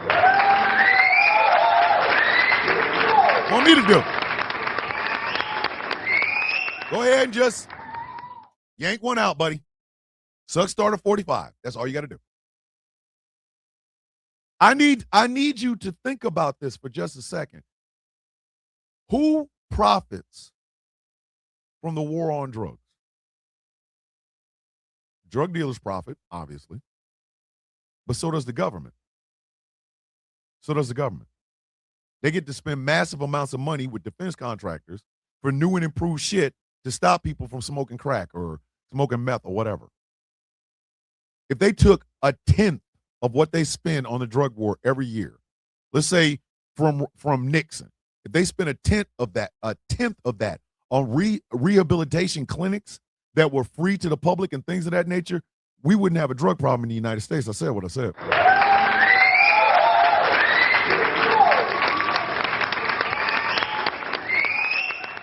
How many people are sitting in goddamn prison right now for nonviolent drug offenses? They were holding some weed. They was holding some meth. They was holding some crack. They was holding some coke, whatever. Nonviolent. But they got decades in prison. Meanwhile, and I said it in a video yesterday. Meanwhile, there are files sitting within our Justice Department right now of rich, powerful, white men who hooked up with one of the nastiest, most prolific child abusers in American history. And they're going to get away with it. They're going to get away with it. Congress can keep pulling these people back all the hell they want. Mike Johnson is there to protect these goddamn people. So those victims get nothing. Exploited. They've been waiting to tell their stories, to get their stories out there, to say who did what and why. Federal government got them signing shit. Don't speak. You can say that you did, something happened, but you can say Jeffrey Epstein's all you can say. You can't say anybody else. Pam Bondi stood in front of Congress and said that if those names were released, the economy would crash. Then that means there's something wrong with our goddamn economy, don't you think? Don't you think? A little bit too, you know what I mean? Don't you think? So why don't these racist white people hate those people that do shit like that as much as they hate black folks? Why? Why are all Jewish people saddled with the knowledge that the United States and Great Britain had an experiment called put Israel in the middle of these Arab countries, give them everything that they need, including enough money to create a military, stand back, we don't care what they do in their country, but goddamn it, make sure that they're ready in case one of these Arab countries won't give us the oil. Why do all Jewish people got to be burdened with that? Jewish people didn't, you know what I mean? Jewish people didn't ask for that. There's a video of actual Holocaust survivors living in poverty. Living in poverty? People that survived Auschwitz and Dachau and Buchenbauer and all these other places are out here early in the morning looking for scrap fruits and vegetables. They get a small stipend. A stipend.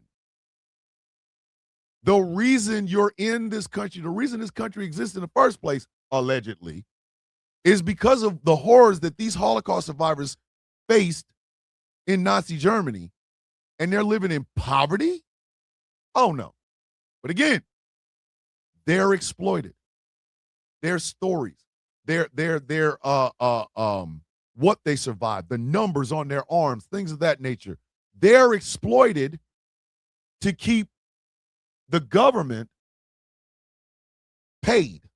Exploitation. Exploitation. The fact that there are people dumb enough to believe that one branch of the Abrahamic trinity of religions is bad. They do that to exploit. Because as long as you think Muslim people got bombs like 9/11, you will have to have a war on terror. You notice how America does war when it comes to stuff that we supposed to deal with? A war on poverty became a war on poor people. A war on drugs became a war on people that use drugs. A war on terror became being terrorists to people that had nothing to do with terror. We do broad-based shit. Operation, you can call it Operation Flaming Dick all the hell you want. We know what it is.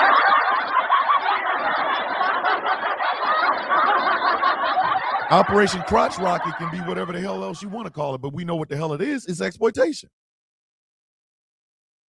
Exploitation. And it's unfair if you really want to be honest about it. We cannot allow people to look at sex work as a profession because Warrior Jesus, his dick twitches when you do that. Why is that? Why? Why is that?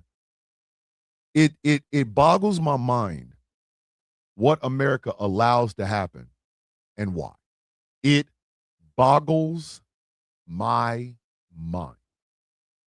The level of bullshit that passes for American exceptionalism in the United States.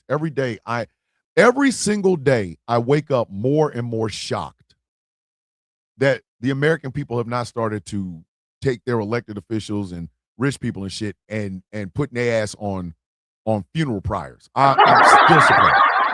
Every day.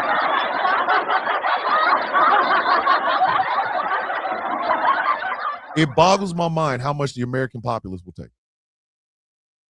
It boggles my goddamn mind how much the American populace will take. If you are a white person and you heard the story of this Mac kid, let me make sure let me get it correct here. Because I did. Mac Butler. It boggles my mind. If you are a white person and you hear the story about what Mac Butler did to, his victims, and you're saying, context, this, that, and the goddamn third, please understand that if your poor white ass tried that shit, you don't have connection. You're going to prison for life. As well you should. That's where you belong. But you're not getting the Mac Butler treatment. Mac Butler's daddy and Mac Butler's sister all work for OSU. Here we go. College football. And the judge in the Mac Butler case had ties to OSU. So guess what she did? Instead of giving that kid the 78 years he so richly goddamn deserved, they gave him youthful offender that ended when he turned 19 a couple of days ago. Those are connections. Those are connections. If your dumb racist ass out there going, yeah, the white boy got off, it could be your child next.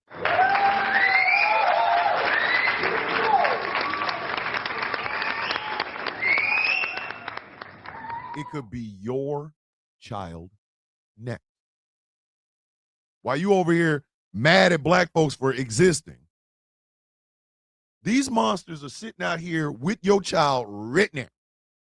They are the teachers, the coaches, the pastors, the deacons, the mailman, anybody. That could be Brock Turner 2.0. But they keep you mad and asking questions about what black people have rather than asking questions like, why are rich people being able to get away from heinous acts because they are rich and well connected?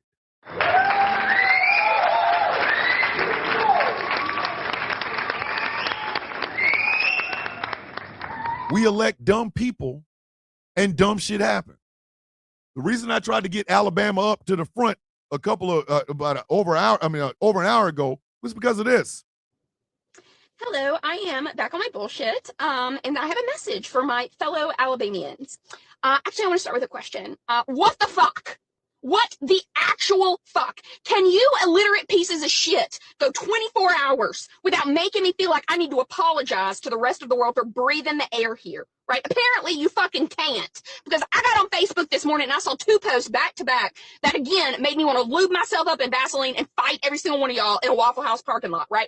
So before I even get into why this pissed me off so bad, I want to preface by saying that everything that I know about Tommy Tuberville, I have learned against my will. But it is because, unlike you illiterate fucks, I can read, and I have learned everything, and it has just made me more and more dumbfounded at how we have gotten to this place. All right. Yo, when you getting the smoky for that one. Listen, you getting really smoky for that. It's smoky really for that. She said, everything I've ever learned about Tommy Tuberville, I learned against my will. That will never be fun, never not be funny. I need y'all to hear me when I tell you.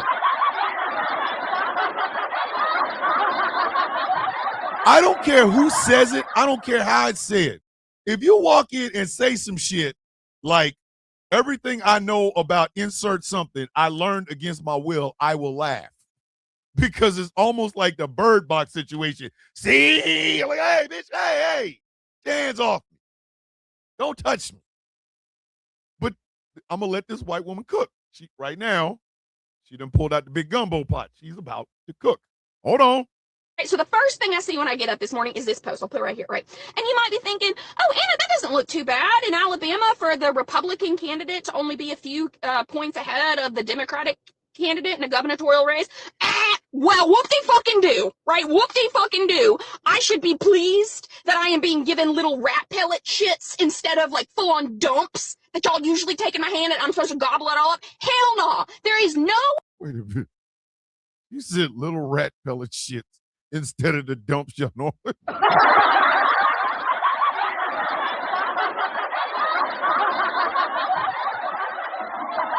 She is saying that Tommy Tuberville, who is running for governor of Alabama, is a few points ahead of his Democratic opponent, Doug Wilson, former senator.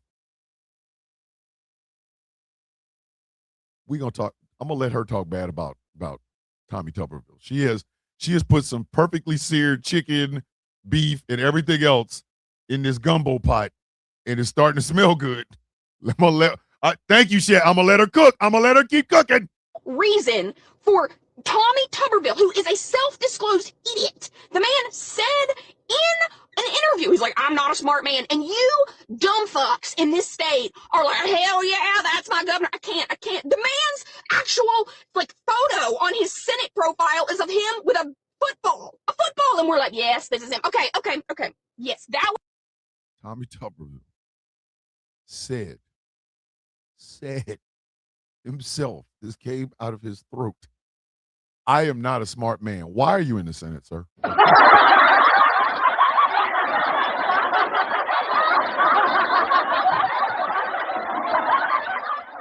Imagine. I want you to imagine something. Imagine hiring a roofer.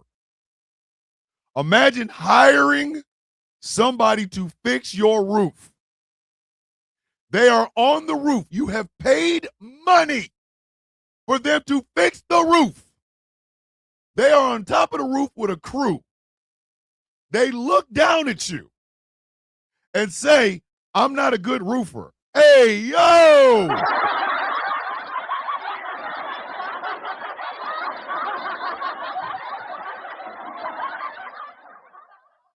What? No, I'm not a roofer. I just like being high up. Hey, yo, what the fuck? What do you mean you like being high up? You're not a roofer? Hey, yo, what the fuck? But you on my roof? I paid you to fix my roof and you don't do roofs? Alabama heard a former football coach from Auburn say out loud, out of his own throat, I'm not a smart man. And you said, make him a senator. What?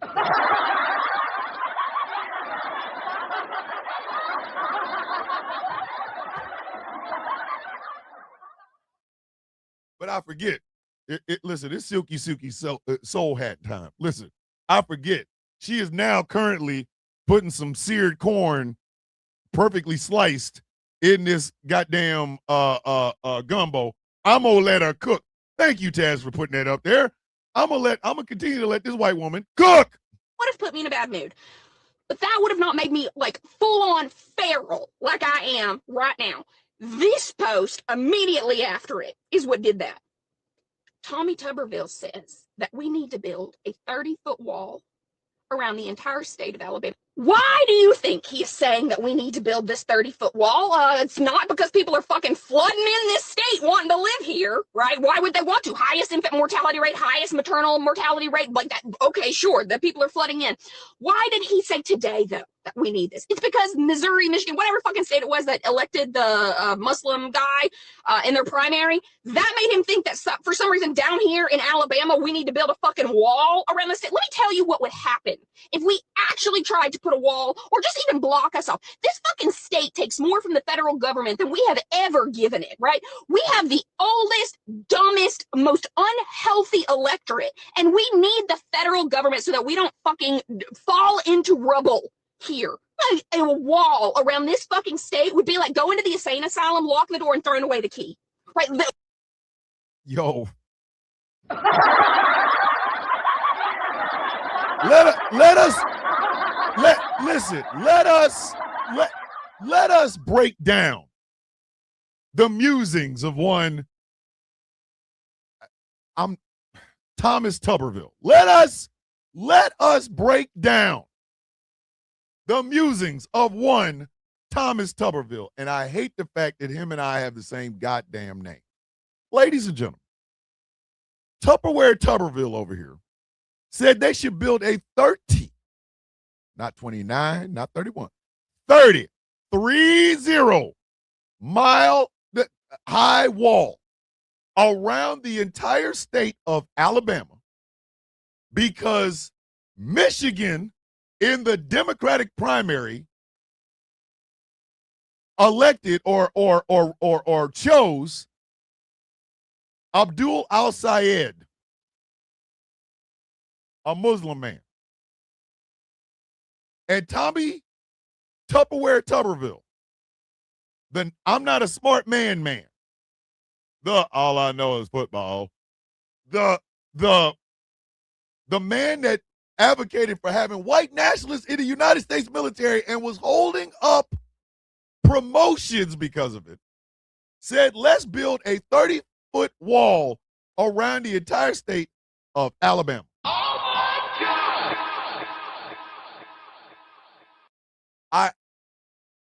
Ms. Lyles, I need you to just sit down because I need you to understand this was never at you. Okay? Just, Ms. Lyles, I love you, but this was never at you.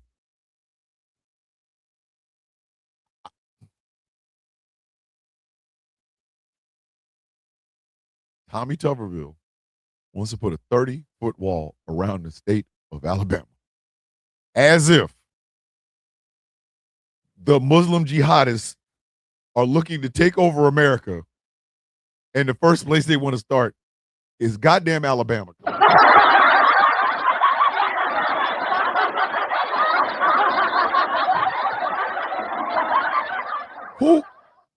Whoever said, yo,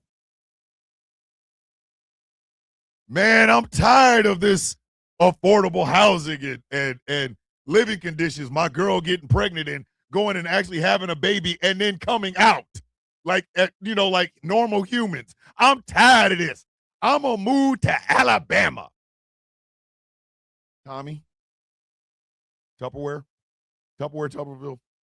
I need you to understand something. You are Otis. Coming to see me. They coming to see the Temptations. Ain't nobody coming to see you, Otis. Ain't nobody coming to see you, Otis.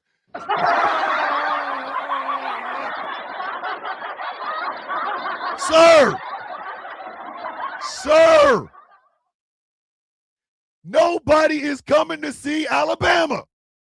What we did expect an effing obsession with the whites had with football in Alabama. The competition is real. So, of course, they elected it and thinks this is peak whiteness. Alabama, listen, I don't know how you rank this, but for my money, Alabama is the Otis of the They coming to see me. They coming to see the Temptations. Ain't nobody coming to see you, Otis. If we put Alabama, like New York and California could be David Ruffin. Alabama and Mississippi are Otis. We telling these two dumbass states, hey, they ain't come to see you. This is California and New York having a conversation with Mississippi and Alabama. They coming to see me. They coming to see the Temptations. Ain't nobody coming to see you, Otis. Alabama is Otis. What are we doing right now? Look at that Z. Look at that Z. Look at that Z. Listen, since this is all that man knows, flag on the play, illegal use of thinking your state is something somebody wanted to come see. Sir, you are the Randy Jackson poster that never was. Gotcha. First of all, Tommy Tuberville isn't even the Otis, okay? He's not even a part of the Temptations. Neither is Alabama. They are the Elgins of the whole situation, okay? They didn't even make the cut for the Temptation. They are the Elgins, and I kind of want to say that they're the Distance. And if y'all don't know who these groups are, you're proving my point. I'm out of my rabbit hole now. Thank you all very much for what you did to me this morning. I will be invoicing every single one of you later because I will not be the same after this rabbit hole. Y'all need Jesus, Allah, Buddha, and a few Hindu gods. I'm just telling you. Stop introducing me to stuff. Absolute no. Hold on. No more. And somewhere in your house, there's an HBO Max. And somewhere in your house today, Taz, before the Taz effect, your Fun News Friday gonna be you gonna walk in with 100-yard stare after watching all four of them goddamn hookers at the point, buddy. I already know. Nope, I've seen enough of the available clips. Look at Nene Boo's like, I ain't vote for that motherfucker. Yeah, I've watched enough of the clips, and now it's on, ain't it? With my unhealthy knowledge about Tuberville, I am not okay. Taz about to go to the point with Tuberville in the head. I'm just saying. The Taz effect today, she gonna walk in like a Vietnam vet. Like, I'm Taz. Welcome, Taz. Welcome to the Taz effect.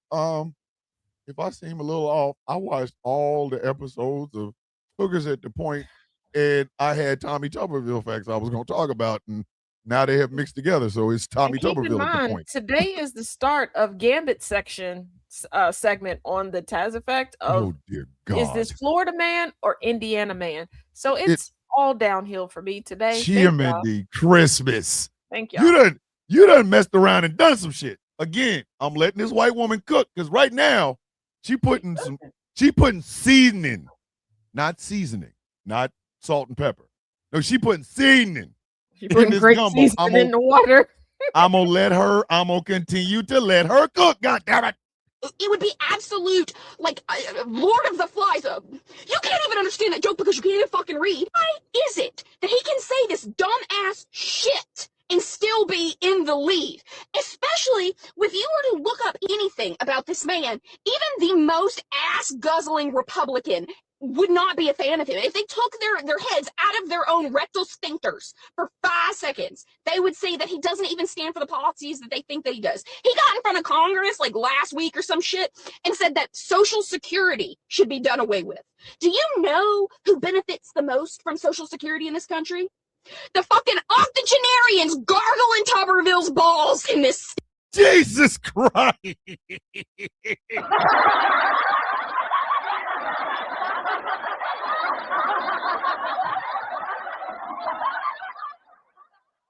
First off, ass guzzling is a new thing, and we're gonna make it a thing on the show.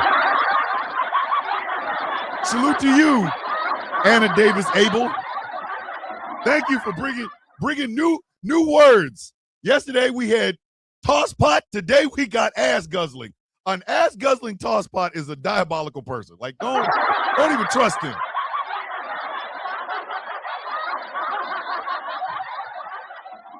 I'm being dead serious. Do not, and I say this one more goddamn time, ass guzzling is now part of the lexicon of the sound of coffee. So says the OCB, damn it. Ass guzzling is disgusting. If you meet an ass guzzling toss pot, call the cops. Call the mother effing cops. Call Popo. Listen. Call Popo. Oh shit, Chuckles is over in Colorado in charge. Uh-oh. Chuckles is in charge. Listen, that job site about to be in trouble. This man says Social Security should be done away with. I'm not a smart man. Shut the F up, dog. Stop talking. Jesus.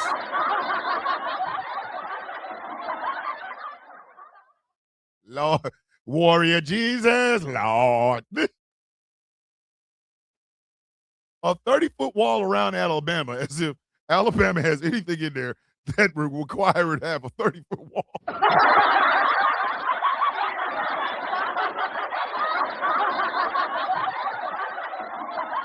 Let me tell you something.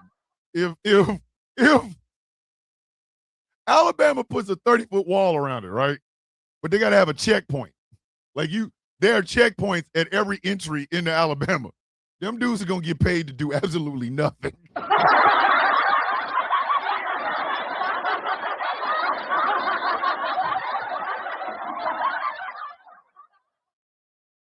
Checkpoint one, check in. Checkpoint one. Anybody coming in? No, ain't nobody coming into this bitch. That's funny. We thought the 30-foot wall would just keep them in or keep them out. You mean nobody's coming in? Dog, we are Otis. They coming to see me. They come in to see the Temptations. Ain't nobody coming to see you, Otis. They're like a Temptations tour band. They're not called Temptations. They're called Movements.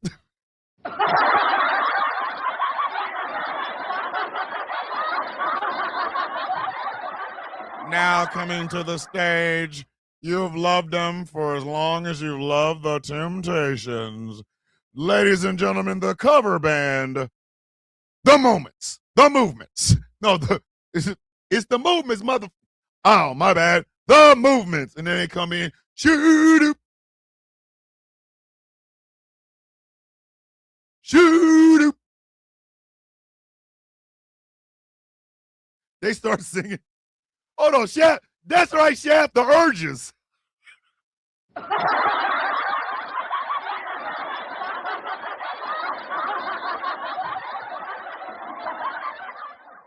Coming to the stage, the Cravings.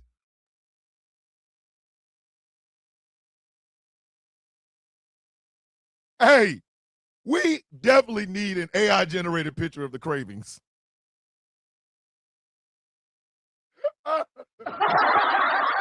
The what? We need a 60s picture of the Urges. Chap, I'm using that one. Told it, buddy. Sorry, I stole it right in front of you. I don't care. You ain't getting it back. Mercy. Listen, the Urges is nasty work. Listen, they go. Smokey Really's like, word, real, the Urges? That's what we calling them? That, listen, hey, Gambit, Rock Bottom Records presents The Urges. Papa was a deadbeat man, down, Lord. I never saw that man. I never laid my eyes on that man. He left my mama and denied that I was his son. Like, come on, man.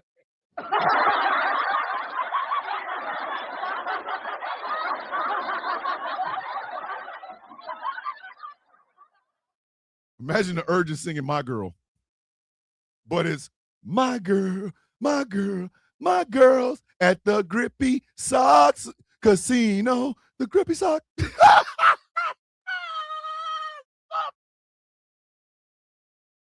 My girls at the Grippy Sock Casino, Resort and Casino. Angry, I have to sing a little bit. Nana, it goes with the joke. I'm not doing it to be disrespectful, Nana. It goes with the joke. My girls at the Grippy Sock Hotel and Casino is going to be disgusted. Listen, that record going to sell like hotcakes. Oh, my bad.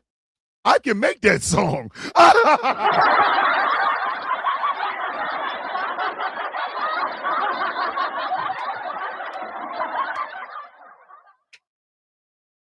Coming Monday on The Sound of Coffee. It is the latest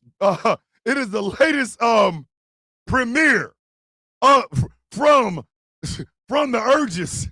My good friend, my brother and co-owner of Ghost Club Productions Radio, Mr. Jeff Kennedy, is in the building.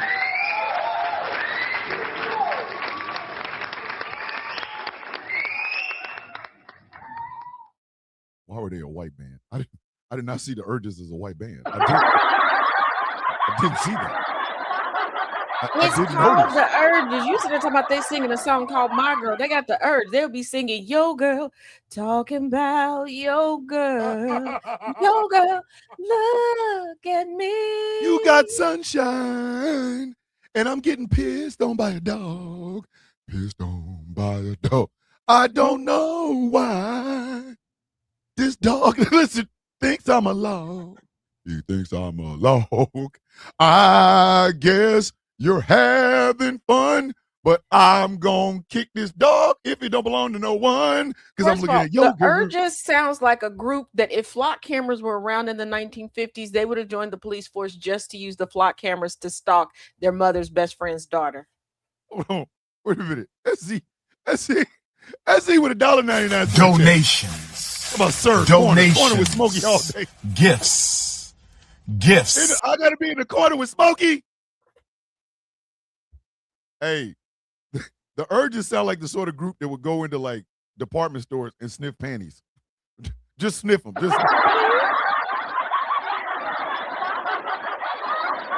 they would pass them around. Nothing perverted. They just like sniffing panties. There's nothing sexual about it. The Urges go in and sniff like store-bought panties. The You know what? Urges, all of them. The Urges number one song you all are probably familiar with is "She's Got Those Apple Bottom Jeans and the boots with the fur." The fur. And then you also may know them from "I'm in love with the stripper. She rockin', she rolling down the pole. I'm in love with the stripper. She rockin', she rolling down the pole." The Urges make the music that you hear in elevators.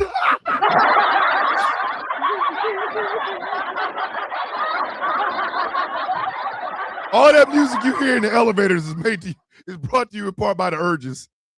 Y'all know they're hunching the handrail on the L train.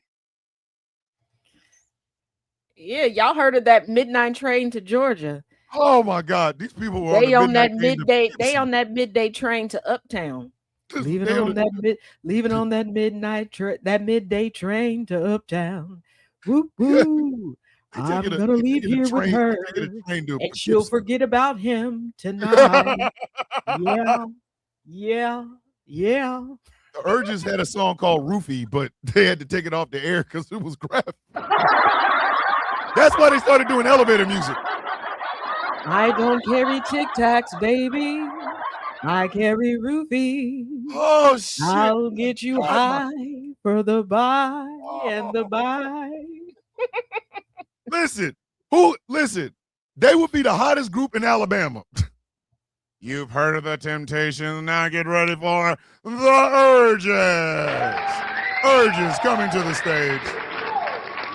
Coming to a Tuberville campaign rally near you. The Urges. They don't act on them anymore. They've cleaned up their act just like Tuberville wants to clean up the Bama. Oh, dear God. Listen, the Urges performing at a Tommy Tuberville campaign rally. That is disgusting. That is horrific. Y'all need some Richard Cheese in your life. Hey, Michael Pruitt, that could be a name of a song. The Urges singing Richard Cheese. Merv said the first single samples the Law and Order intro. Dun, dun. They You were know what I'm saying? for now here's their song. Dun, dun. They were looking for us. Dun, dun. We've been on the run. Dun, dun. They caught us at the rally. Oh my God! Every album the Urges kidnapped drop Sally. is a Special Victims Unit episode. Every album they drop is a Law and Order Special Victims Unit episode. You can't prosecute them; it's just a goddamn song. But it's a song about sniffing panties in a department store. Damn it, we can't charge them. You know they got a banger coming out for the summer. Okay, they got a summer banger coming out featuring MC Elon Musk. Listen, Elon Musk would dance so hard to the Urges. Is 1950 soul with no soul in it. As they say, every song is a confession. Edo, their song is like this. Do all the water, do all the water, these are my confessions.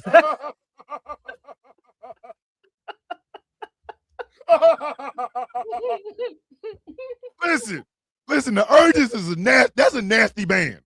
Like imagine a thong song. Now imagine it being sung a cappella by 5 white dudes. Baby, won't you move that pop pop pop? Honey, won't you move that pop pop pop? Let me see it. The thong, let me see that thong, the thong, the thong, the thong, the thong. Let me see the thong. Like, come on, dog, come on. Come on. Baby, won't you move that ba-da-ba? Honey, won't you move that ba-da-ba? Let me see that thong. The Urges lost the Urges lost their masters. People go to record shops and pick up albums by the Urges and put them right the back. Urges are the masters. That's what I'm saying. Like, listen, somebody kept they music publishing, not because it was it was expensive or anything. It's just that nobody else gets the shit and puts this shit out. Oh no, no. The Urges featuring Tom McDonald and Forgiato Blow. Listen, that shit is going quadruple paper plate. Here's the thing. With Forgiato Blow, they could have a banger for the summer called Trump's New Ballroom. If you know, you know. Oh, bet. Hey, oh, Quinn, I'm down. I am down. Let's start a records with the tagline, our music is a struggle to listen to. Why I gotta be the first artist? Why I gotta be the first artist? Thomas? It ain't my fault. Did I do that? Yes, it is. Thomas, let me explain something to you. We had a banger of the commute show one Friday. Why? Mm-hmm. All the songs were dedicated to you in one way or another. What kind of shit is that? Listen, how is this my fault? Hickala. How exactly did I end up in this shit? I mean, you was at the beach. We were not. Oh my God. We were a little upset about that. You asked us to come, so let me tell you something. A posse cut featuring Forgiato Blow, Tom McDonald, what is that dude? The other dude that be out with Tom all the damn time, and the Urges. That's a posse cut. That is a posse cut that nobody wanted. Listen, hey, it ain't my fault.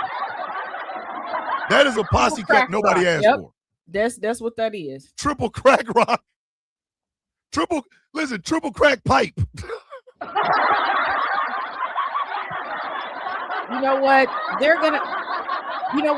The Urges. Quadruple use heroin needle. No, here we go. The Urges will be performing this evening at the Nantucket Nooner.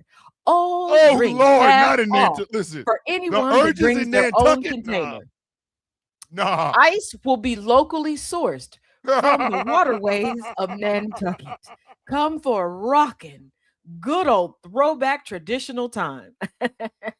Barbiturate soul. Listen, them ice cubes gonna be dealer's choice. You could get a crack ice cube, you can get a meth ice cube, or you can get the dreaded LSD ice cube. Now just think, because like in the 1950s, they had like action figures for everything. Could you imagine? Get your one-of-the-kind Urges doll today. Barbiturates sold separately, and depressed mother who wants to be a roadie for them might be included as a special gift for every 50th one sold. Let me tell you something. The Urges action figures is gonna be disgusting. Hey, remember when the monkeys had a cartoon? Hey, with a monkey, remember that? The Urges, the Urges cartoon is gonna be disgusting. The Urges action figures would be Saint Sate no meat, Saint Sate inverted meat, Saint Sate beyond meat, Saint Sate Vegemite, Saint tofu patty. Listen, I choked and farted at the same goddamn time. That shit hurt. God damn it, Ted, my ass hurts now. I almost choked and I farted at the same time. Look, I didn't make your ass hurt. I had fiery fart and a joke. What are you trying to do? Kill me in this bitch? You know, if I die, nobody's gonna find me until 3:30 or 4:30, 5 o'clock in the afternoon.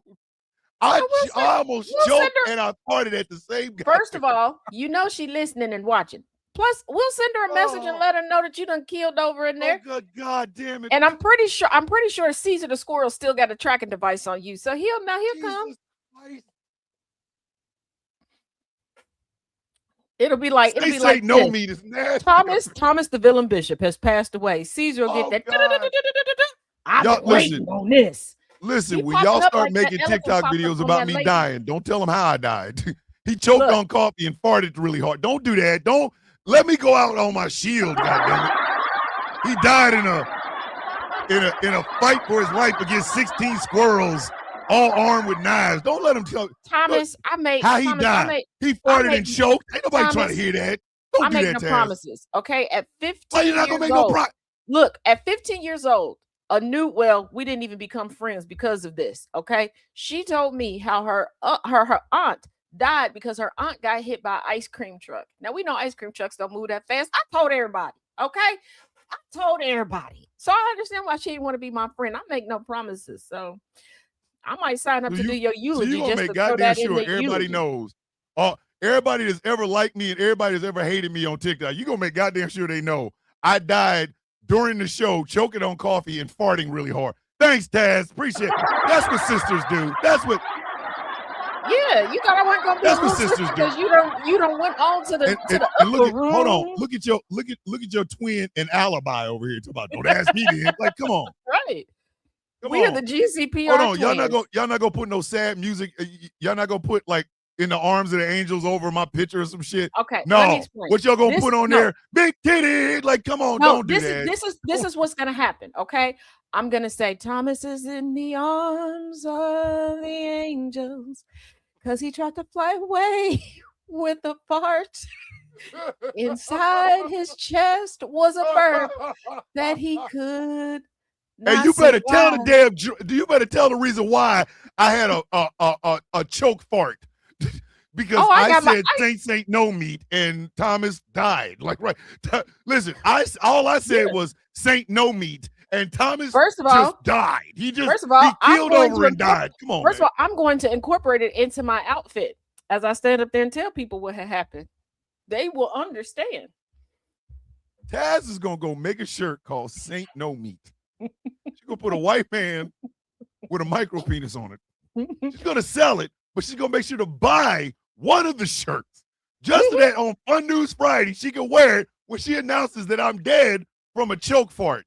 Yes. What kind of and friend, I'm going to bedazzle the important parts of the shirt so the people get a complete understanding. I hope you all also know that I will be passing out snacks at said memorial service because we gonna need a snack. Listen, with friends like this, I don't need a therapist. I don't need no damn therapist. I got friends like this. And look at Angry. Look at Angry. Why lie, Oos? Why we gonna lie, Oos? You asking way too much of us, sir. See, listen. The twins are gonna be like, yeah. There's two ways we can do this. I'm telling you the way I'm doing it. I'm doing it to embarrass the dog shit out of this man. Enough of y'all don't watch Porch of No Judgment because damn near every week, Twin and I discuss how we would memorialize everybody. Don't leave us in charge. Listen, do not leave us in charge. If choke fart is part of Porch of No Judgment, don't you ever tell me about that show. Just do it and leave it alone. Thank you, Samantha. See, Samantha is willing to be a snack usher. These are my people. Listen. These are my people. If y'all ever host a episode of Porch of No Judgment called Choke Fart, I don't want to know about it. It might be this don't tell me. Don't tell me. Y'all recorded it. Do not goddamn tell me anything. Don't tell me shit. Just do the damn show and post it. I don't want to know nothing because it's gonna remind me of Saint No Meat, and I might die of a choke fart. Keep that. Listen, Angry. On the porch with us? Listen, Jess. I'm telling you right now, leave me the F out of it. I don't want no parts of it. I almost choked. Y'all literally almost saw me leave the planet here. I am choking and farting at the same time. And these two over here talking about, first of all, no, I got some jokes. First of all, Thomas, how many times? At least you would be on camera so the people could see that you were injured. How many mornings have you caused me to damn near fall, not even out the chair, in between the armrest and the back of the chair because of your early morning shenanigans? So don't.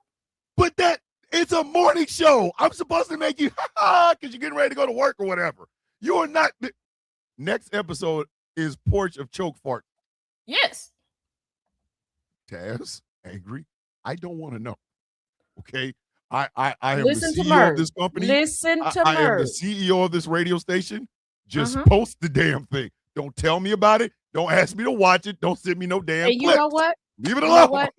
And the other 50% of the radio station is Jeff. Jeff loved the task. Okay. Jeff loved the task. If Jeff says he wants to see previews or replays of the choke fart episode, I'm going to question my partner. I'm going to. Jeff, call me. Jeff, call me right. I can see Jeff ending the Kennedy effect with, and just a little bit of good news here. Here at GCPR, we all have a healthy sense of humor. And I want to show you something that came from a show that came on Saturday on this radio station. Is a portion of judgment, and they're talking about a choke fart. And then it's a clip of y'all talking about, remember when Thomas almost died on a choke fart this week on Friday on Sound of Coffee? Don't do that.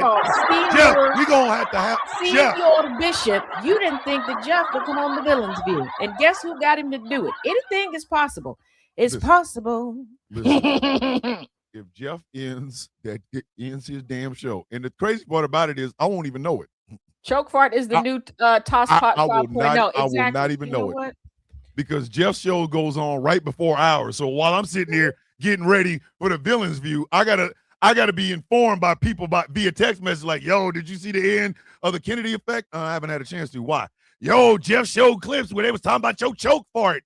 I'm not gonna be happy. Monday morning gonna be mad. The next staff meeting gonna be real tense. The next staff meeting gonna be tense than a month now. How you doing, Thomas? I'm fine. How are you, Thomas? Do you want to talk about the progress of the shows? No, I'm good. I see how they progressing. Choke fart episode. Do not put me in the middle of that shit. Leave that shit over there. Over there with that. I don't want to. Listen. And if you read. Because I know one of you. I know either Taz is either you or Angry is doing it right now. Y'all are clipping that part where I choke farted. And I know both of you, okay? I know both of you well enough to know the choke fart clip is coming, and I can't stop it. I cannot stop the choke fart clip. I can't be clipping right now because one, my mic is on. You would hear me clipping it. Because you would hear it in the background, because I would have to listen to be able to get it at that part. Okay, number one. So I'm not doing that right now. It don't matter because y'all got Wonder Twin powers. The moment I said choke fart, it activated. Angry's like, well, she can't do it, but I can. I already know. I expect sometime today to get a TikTok video. I get mentioned in a TikTok video where there's a scene of me choke farting. I expect it. I expect it. I would be disappointed in both of you if I didn't see it. Because Angry will do the clip, and then you turn around and bedazzle the damn thing. Like, right at the choke fart point, you'll put, like, sparklers and rainbows and shit. Like, Thomas almost died from a choke fart. Oh, Thomas almost died from a choke fart. And then First of all, you can't be bad when it's bedazzled and sparkly and pretty. Okay? You can't be. Them the rules. You put little woodland animals on a moment where I almost died from a choke fart. On a video that Angry clipped, that you put all kinds of romantic, beautiful music behind with this woodland animal and Bambi and shit. There's going to be some problems. There's going to be some. Monday really is going to be misunderstandings and furniture moving. Well, I'm coming in with a fitted cap right over my head like this. Well, there. Welcome to the goddamn Sound of Coffee. Y'all know why? Really? Y'all know what happened this weekend. Y'all know. And y'all saw it on type Friday. Of care package to send your wife. I will be fine. Send her a little wine. One of y'all would text me. Y'all would send that shit to my wife. Y'all. Now I gotta make it eclipse that much better now. Oos. Oos. No, I'm not. No, I'm not. You are. A choke fart. Hold on. And knowing you two raggedy mugs, y'all would put a AI generated song by the Urges talking about choke fart. Did that choke fart? Oh, he did that choke fart. And then I got to go with the rest of my life knowing that this clip is out there somewhere. Let's not forget, and I wish I still had the old account, but I think I might have it somewhere in the archives. When you decided in the group chat, you remember this, to show us that you wanted a cloak. A cloak, yes. I showed y'all a costume of Grand Regent Thrag, what I was planning on buying in October and wearing on the show. Grand Regent Thrag's outfit, including the cloak. And you would have thought my co-hosts are good people, but they're devious. Listen, Angry, Gambit, and Taz are Caesar in human form. All three of them. First of all, you were the one last night you made all new graphics and stuff, right? You really I jealous made it. out of it. No, I First made of it. all- Listen, First of all, my let's shit was talk cool. about the Y'all, fact. First of all, let's talk about the fact that you raggedy mofos thought that I was like 5'1". Screw all of y'all. Okay. Taz, you're shorter than all four of us. All three of us. Okay, true. You know that? Like, Taz. All right, I want y'all to look at this picture. I want y'all to look at this picture. This is a cold-ass picture. If I do say so myself, that's a cold-ass picture. That look like four badasses, right? As soon as the picture was made, as soon as it was in the group chat, here come Angry. Wow, I must be really tall if I'm as tall as Gambit. And I'm trying to help. Well, maybe Gambit's on the corner. You see he's over there in the corner. Here come Taz. Why couldn't it make me a little bit taller? And this is exactly what I told her. Hey, this is some group chat shit. Y'all are getting the group chat shit now. Okay, y'all getting group chat shit. Y'all listen, y'all getting group chat shit. Here's a little insight. All right. I put the picture up. Angry. I must be standing on a box or a step stool to be as tall as Gambit. Gambit. Ha ha ha ha ha. Me. Gambit might be standing on the lower part of the roof. Angry. So you're saying that I have the high ground. To which I say, no, Taz comes in, yeah, because Taz and I are Gambit comes in and says, yeah, because Taz and I are definitely not the same height. Here come Taz, and I'm still the shortest. Couldn't give me an inch or two, huh? I tell Angry, sure, Obi-Wan, you have the high ground, Obi-Wan. You have the high ground. Then I answer Taz. Taz, you're like 5'1". Now, am I saying that as an insult? No, she's about 5-something. But so here she I goes. said, because I had to redeem myself. Damn it, I'm telling it. Nope. Taz, I'm 5'4.5", thank you. 5'7" in heels when I'm having a good day, sir. To which I replied with a picture of a man throwing confetti in the air, and I said, I didn't know we had Taz the 5'4" on our team. Have y'all ever heard of Royce the 5'9"? Lyrical genius, Royce the 5'9". We got Taz the 5'4". Okay, that's what we got. We got Taz the 5'4". No fedora. Where's my glasses? They got me out here on the roof and I can't see shit. Yes, you can. Yes, you can. Listen, we had to make sure at least two of the four of us were not wearing glasses. Because you wear glasses, I wear glasses. Angry wears glasses. Gambit's the only one that can actually see. Okay, so damn it, in the picture for the cool look, we cannot have your ass out there with granny glasses on. I'm sorry, don't care. My glasses aren't granny glasses, sir. You know what? That's why I made this. See what I'm saying? Look, there it is. It already happened. Yeah, that's what you get for saying I wear granny glasses. I get the choke fart picture. Listen, death by choke fart is not something I have on my bingo. What took so long is that I knew you had a picture. I knew you had a video or something with the storm shirt on, and I went to look specifically for that because I felt that was found me in the storm shirt just to make sure that people know there was a storm of choke fart. Like there was a storm of brewing. Brewing in his belly. It came out of both ends. The choke fart. He's now a choke is, fart king. Damn. Once again, thanks, Taz and Angry. Thank you. Now it's part of the goddamn Sound of Coffee lexicon. This Sound of Coffee dictionary is long than a mug. It will. First of all, I hope y'all know that there's an entire. Jesus Christ. I have folders, okay, for the show. I have a folder for the wonderful artwork that people who watch and view send in that become part of the lexicon, or I think might become a part of the lexicon that I just stick in there.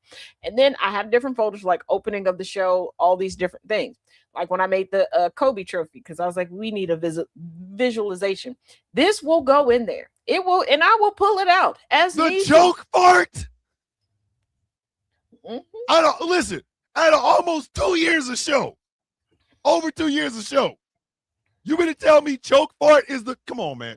Chap, and I will, brother. Love you, man. I will turn my little jingle into a sound. He felt Listen, the joke part coming in his the gut. urges. I think the urges got to make at least 2 more appearances randomly on this show before they become lore, because they're the urges. They're not the temptation. They the goddamn urges. So we're gonna make them work for it. But choke fart all of a sudden is in the damn lexicon of the show. Well, let's take a vote. Ask the people. Okay. I know I shouldn't do this. In my heart of hearts, I know I shouldn't do this. I know this is Michael going to end up Pruitt bad. ain't shit. He said Thomas progress is sometimes Michael like Pruitt. What's the guy that used to do the diabetes commercials? Wilford Brimley? Yeah, I feel like that's how it sounded. Okay. Now I've talked to Michael Pruitt. I know what he sounds like, but Michael Pruitt, go with me here. Okay. Thomas, progress is sometimes painful. Like Michael Pruitt, if you could just make that video for me today, I'll be the happiest bell at the ball. I promise. All right. Really? No, because it's about to happen, because I already know what's about to happen. Show of hands. Who wants? Choke farts keeping the neighborhood fed now. They want that choke farts. Hold on, baby, Samantha. The block eating off of choke farts. The block eating off of choke farts. Show of hands in the comment section. Who would like to make choke farts a part of the lexicon of the sound of coffee? And when I say somebody who voting, when I say who is voting, when I say who is voting, I mean everyone. This has to be unanimous. This has to be unanimous. We can't just listen. This is not going to be random. If you would like to make choke farts a part of the show, please raise your hand. Okay, Murph, I got you. I'm going to lose. I'm going to lose, ain't I?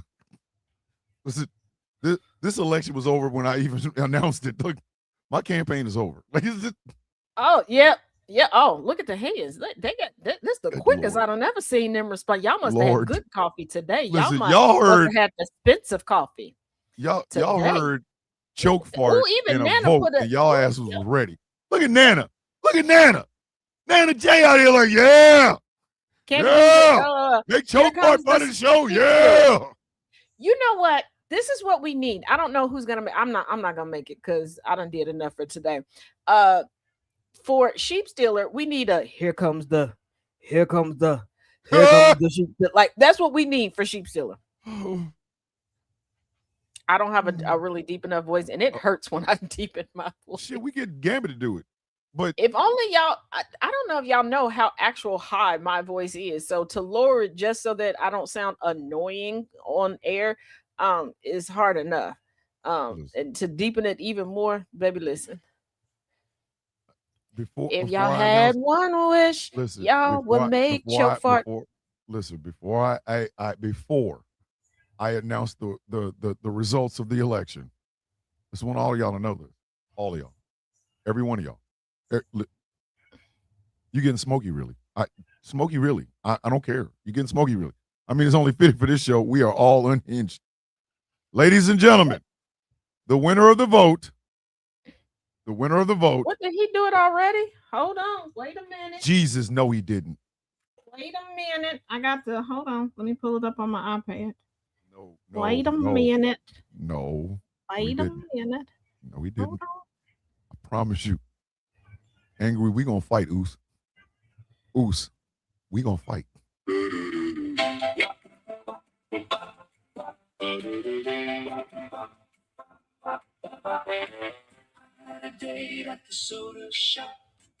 Oh, dear God. And I bet he emailed it to me, too. Then one little rumble made my whole heart tumble. I folded quick, I nearly dropped. The boys from the urges came around on struggle of records making that sound. They snapped and they swayed while my dignity gave, and I heard my own knees hit the ground. Oh no, it rose too fast. Oh no.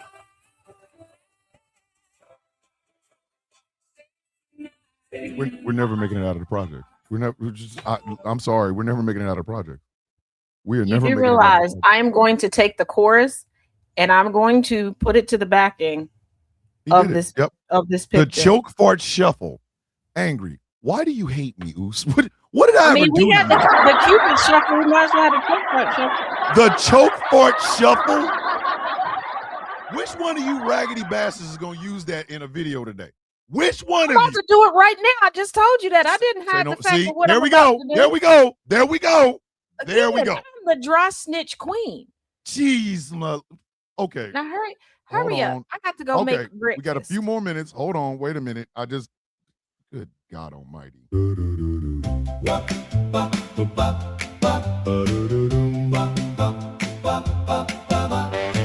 I had a date at the soda shop. Thought I was cool. All right, we good. I already know where this is going. So let me end this show. But I do want to end it with something extremely funny.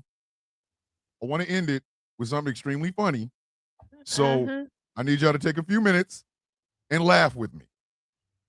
Please don't laugh hard enough to get choke fart. Please do not laugh hard enough. Look at him. Next hit, you can hear it live on the GCPR Live app. Look at.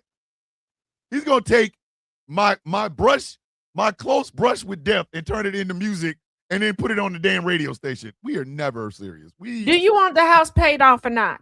Yes, I do. But listen, okay. I want y'all to laugh with me. I really want y'all to laugh with me at this. Because I heard it on Wednesday. I couldn't say anything about it, but I'm gonna let Chris Hayes talk about it. Frankly, anti-Muslim and anti-immigrant. Hold on. The most remarkable story from election night is one you may not have heard. And it happened in Michigan's 8th congressional district, which, by the way, Donald Trump won in 2024, and it's a competitive district. Well, in this week's open primary, Trump endorsed a Republican named Amir Hassan. You see there for that seat. Now, he's a really guy with a really interesting bio. He's a Flint, Michigan native. He's a Navy veteran. He was a Muslim, but he converted to Christianity, and now he's very, frankly, anti-Muslim and anti-immigrant. He's sort of a star in conservative circles for being that.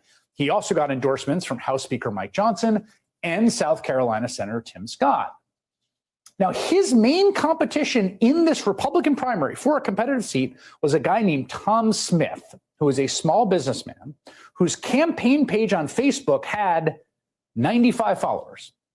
Tom Smith had raised less than $2,000 for the race. We know that because it is written in his last campaign filing with the Federal Election Commissions, which I will show you here. Smith hand wrote it and snail mailed it to the FEC. Quote, "Dear FEC," handwritten, "this is to notify you that Tom Smith for Congress was a late entry into the race. P.S. I could not file this form electronically because I have had no success logging in and not have been able to get response from the help desk." So, in fact, at some point last month, Smith cut a 15-second video saying he was dropping out of the race and endorsing another candidate who had gathered petition signatures to get on the ballot. So that's the guy.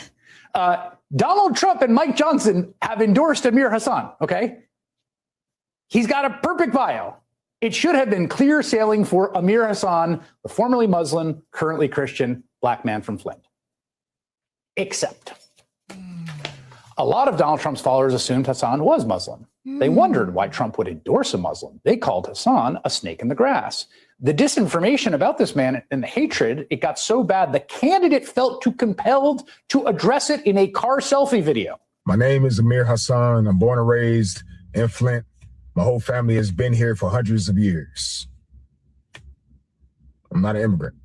Secondly, I'm 100% Christian. So you can believe what you want to believe.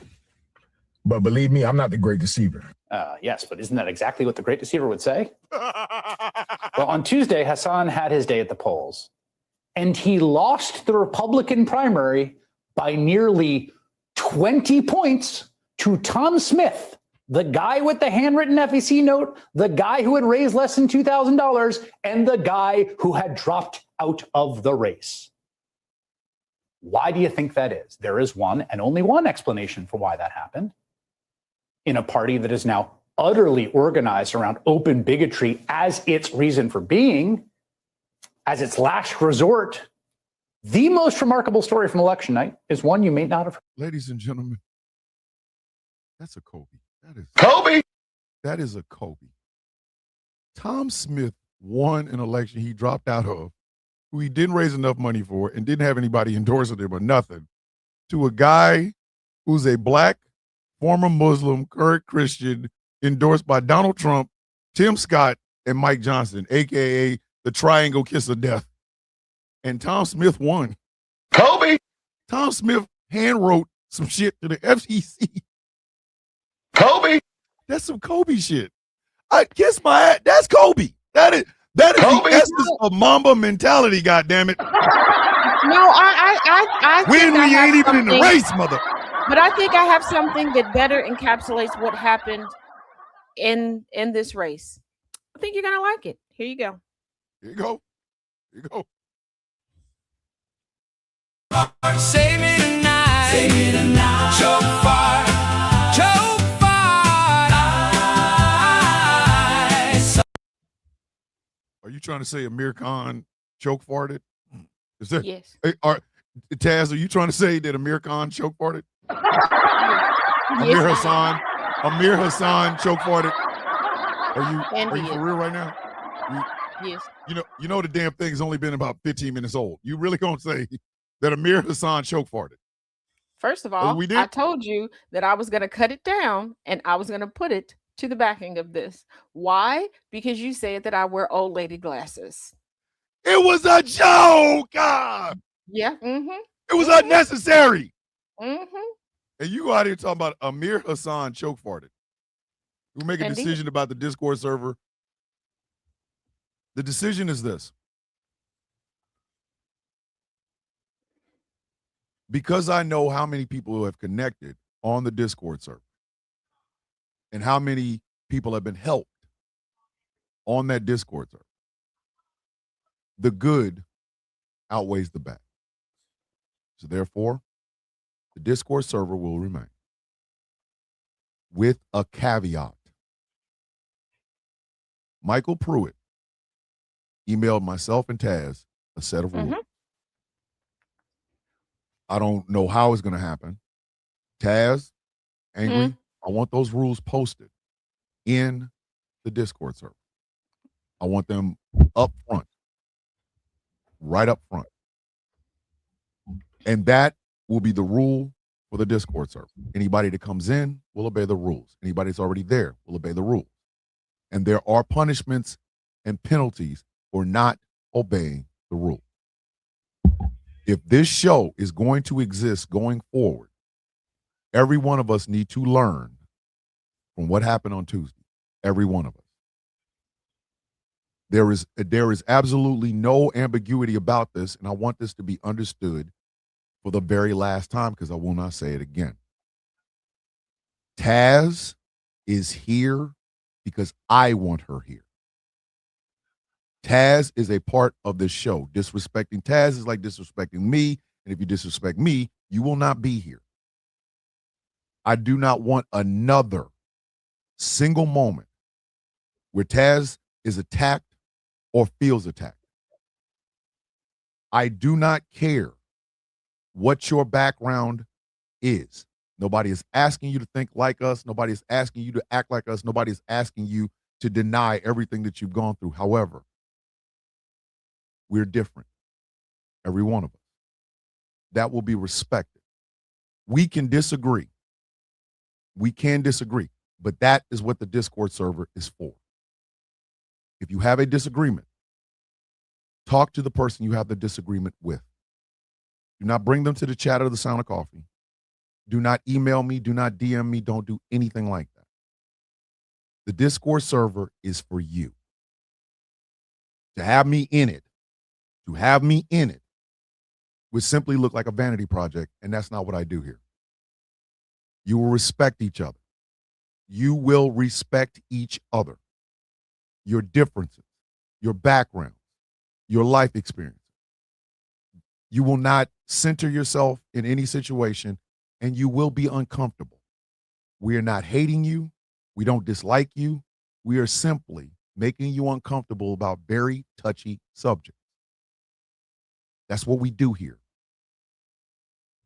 And anybody, and I do not care how long you've been listening to this show, how long you've been watching it or whatever, anybody that disobeys any of the things that you hear coming out of my mouth right now, you will be gone.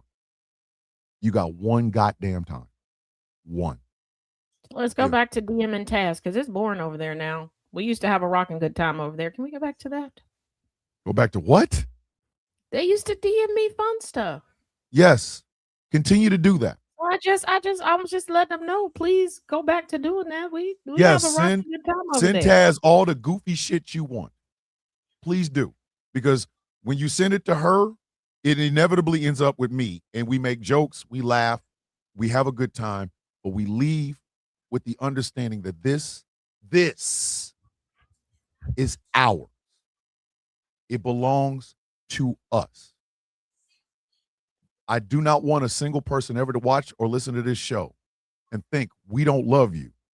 If you are a first-time person being here, you will have to blend in. Do not center. Do not come in saying, look at me, look at me, look at me. Don't do that. We don't need that. Nobody asked for it. You will be noticed. Nobody, and I'm going to say this one more damn time. Nobody disrespects Taz.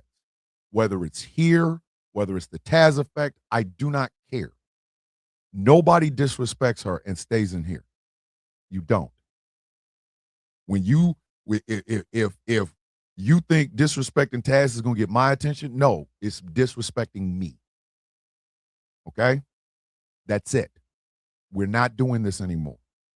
We are going to do uncomfortable things. We're going to talk about uncomfortable subjects, and some of it might hit a little bit close to home. Please understand, it is out of love, not out of hatred, not out of hatred of anybody. I told y'all I was raised on three things as a kid. My mother, comic books, and Prince. My mother taught me how to be a good man. Comic books taught me how to be the sort of man that people would aspire to be. And Prince taught me how to be loving to everyone. That is the basis of this. So you will love every single person here, and you will respect every single person here, or you will not be here. I love when y'all come in to say good morning. I do. But if I miss it, Taz sees it. And if Taz sees it, she'll put it on the screen, and then I'll know it. Okay? No more disrespecting her at And all. just to be clear, I'm not upset with anybody. Please feel free to talk to me. There's one person that I did ask, please give me 30 days because I don't want to be upset. It takes a lot for me to actually say I never want to deal with somebody again or be upset. Thomas can tell you this. I am hurt. I will get past it. I will. That does not mean treat me with kid gloves. That's why I said, let's get back to the normal business. I will get past being hurt. We will have some side conversations amongst those that have hurt me. They will be private side conversations. If you choose to go tell people what we talk about, that's between you and them because it is technically your business to tell. You don't have to worry about me coming on here blasting like, oh yeah, I spoke to such and such last night at 10 o'clock. I don't do that. I don't. But don't take it as I am angry. I am hurt. But it will go because there was some growth that needed to happen with me as well. I did speak to one person who was explaining to me I do need to toughen up my skin a little bit more. I am very sensitive because I care. And I have to be a bit more careful in looking at everyone as friend shape. That doesn't mean that there's about to be a cold-hearted Taz out there. Nope, you're growing, I'm growing as well. So my discernment is going to get better. Hopefully your discernment gets better too. But what do I always say, y'all? We're here to learn together. Yeah. And I want y'all, before I give y'all the universal greeting and get you guys out of here, I want to tell you something that happened to me about 1 a.m. this morning. My son called. The first time he called, I didn't hear it. I was dozing off, right? The second time he called, I caught it. I got up, I had my headphones on and everything, and my son Sinjay and I talked for about an hour, little over an hour. But it's what he said at the end that truly made this decision easier. I've told y'all on several occasions, I have been chasing affirmation from somebody who can never give it to me again. and that's my dad. It is part of the longing and missing that I have with my father, that I never heard him say, I'm proud of you. I knew he was. He told every goddamn body else. He just never told me. So my son, my middle child, the one of my 4 children that is so much like me, it ain't even funny, said to me, well, you know, Grandpa was proud of you. And do you know how I know? I said, no. He said, because I'm proud of you. And the waterworks happened, kids. I cried on the phone with my son. No shame in it at all. And I told him, I've been waiting 26 years. I've been waiting all of your life to hear you say that. That made everything I've ever gone through since that young man was born. It let me know that it wasn't in vain. And when I tell y'all I was crying hard tears, because that's all I've ever truly lived for. I've never asked anybody to kiss my ass. I just want to know people appreciate what I do. And when he said that, and I got off the phone and I didn't go right back to sleep, I just cried some more. And I cried for about, 20 minutes. Hard crying. Big Viola Davis snot crying, right? When I went to bed, I said, said to myself, I just had my faith rewarded. Remember the Dark Knight? I just had my faith rewarded. And through my son, my child, my father spoke to me. And I got the affirmation I needed. I am trying to make sure that my wife and my kids know how much I love them. That means when it's quitting time, it's quitting time. I'm going to stop making videos at a certain point, Monday, Tuesday, and Fridays. Friday is my wife and I's date night. We're going to start going out more. I want my wife to fall back in love with me. I want to stop saying how proud I am of my kids to you and start saying it more to them. But as far as you guys are concerned, I want you to grow. I want you to love on each other. I want you to love on yourself. I want you to affirm the person that you are every single day. We will do it with laughs. We will do it with jokes. We will be in the comment section cracking jokes on each other, because that's what family does. And I want to give to all of you what my son gave to me this morning. I am proud of you. I am very proud of you. All of you. I am trying to make sure that my life is balanced. And I hope I am a part of your balance, because you're a part of mine. No more fighting. No more taking things personal. Understand, when you walk your ass into that comment section and you come in here, you are amongst family. You are amongst coffee beans.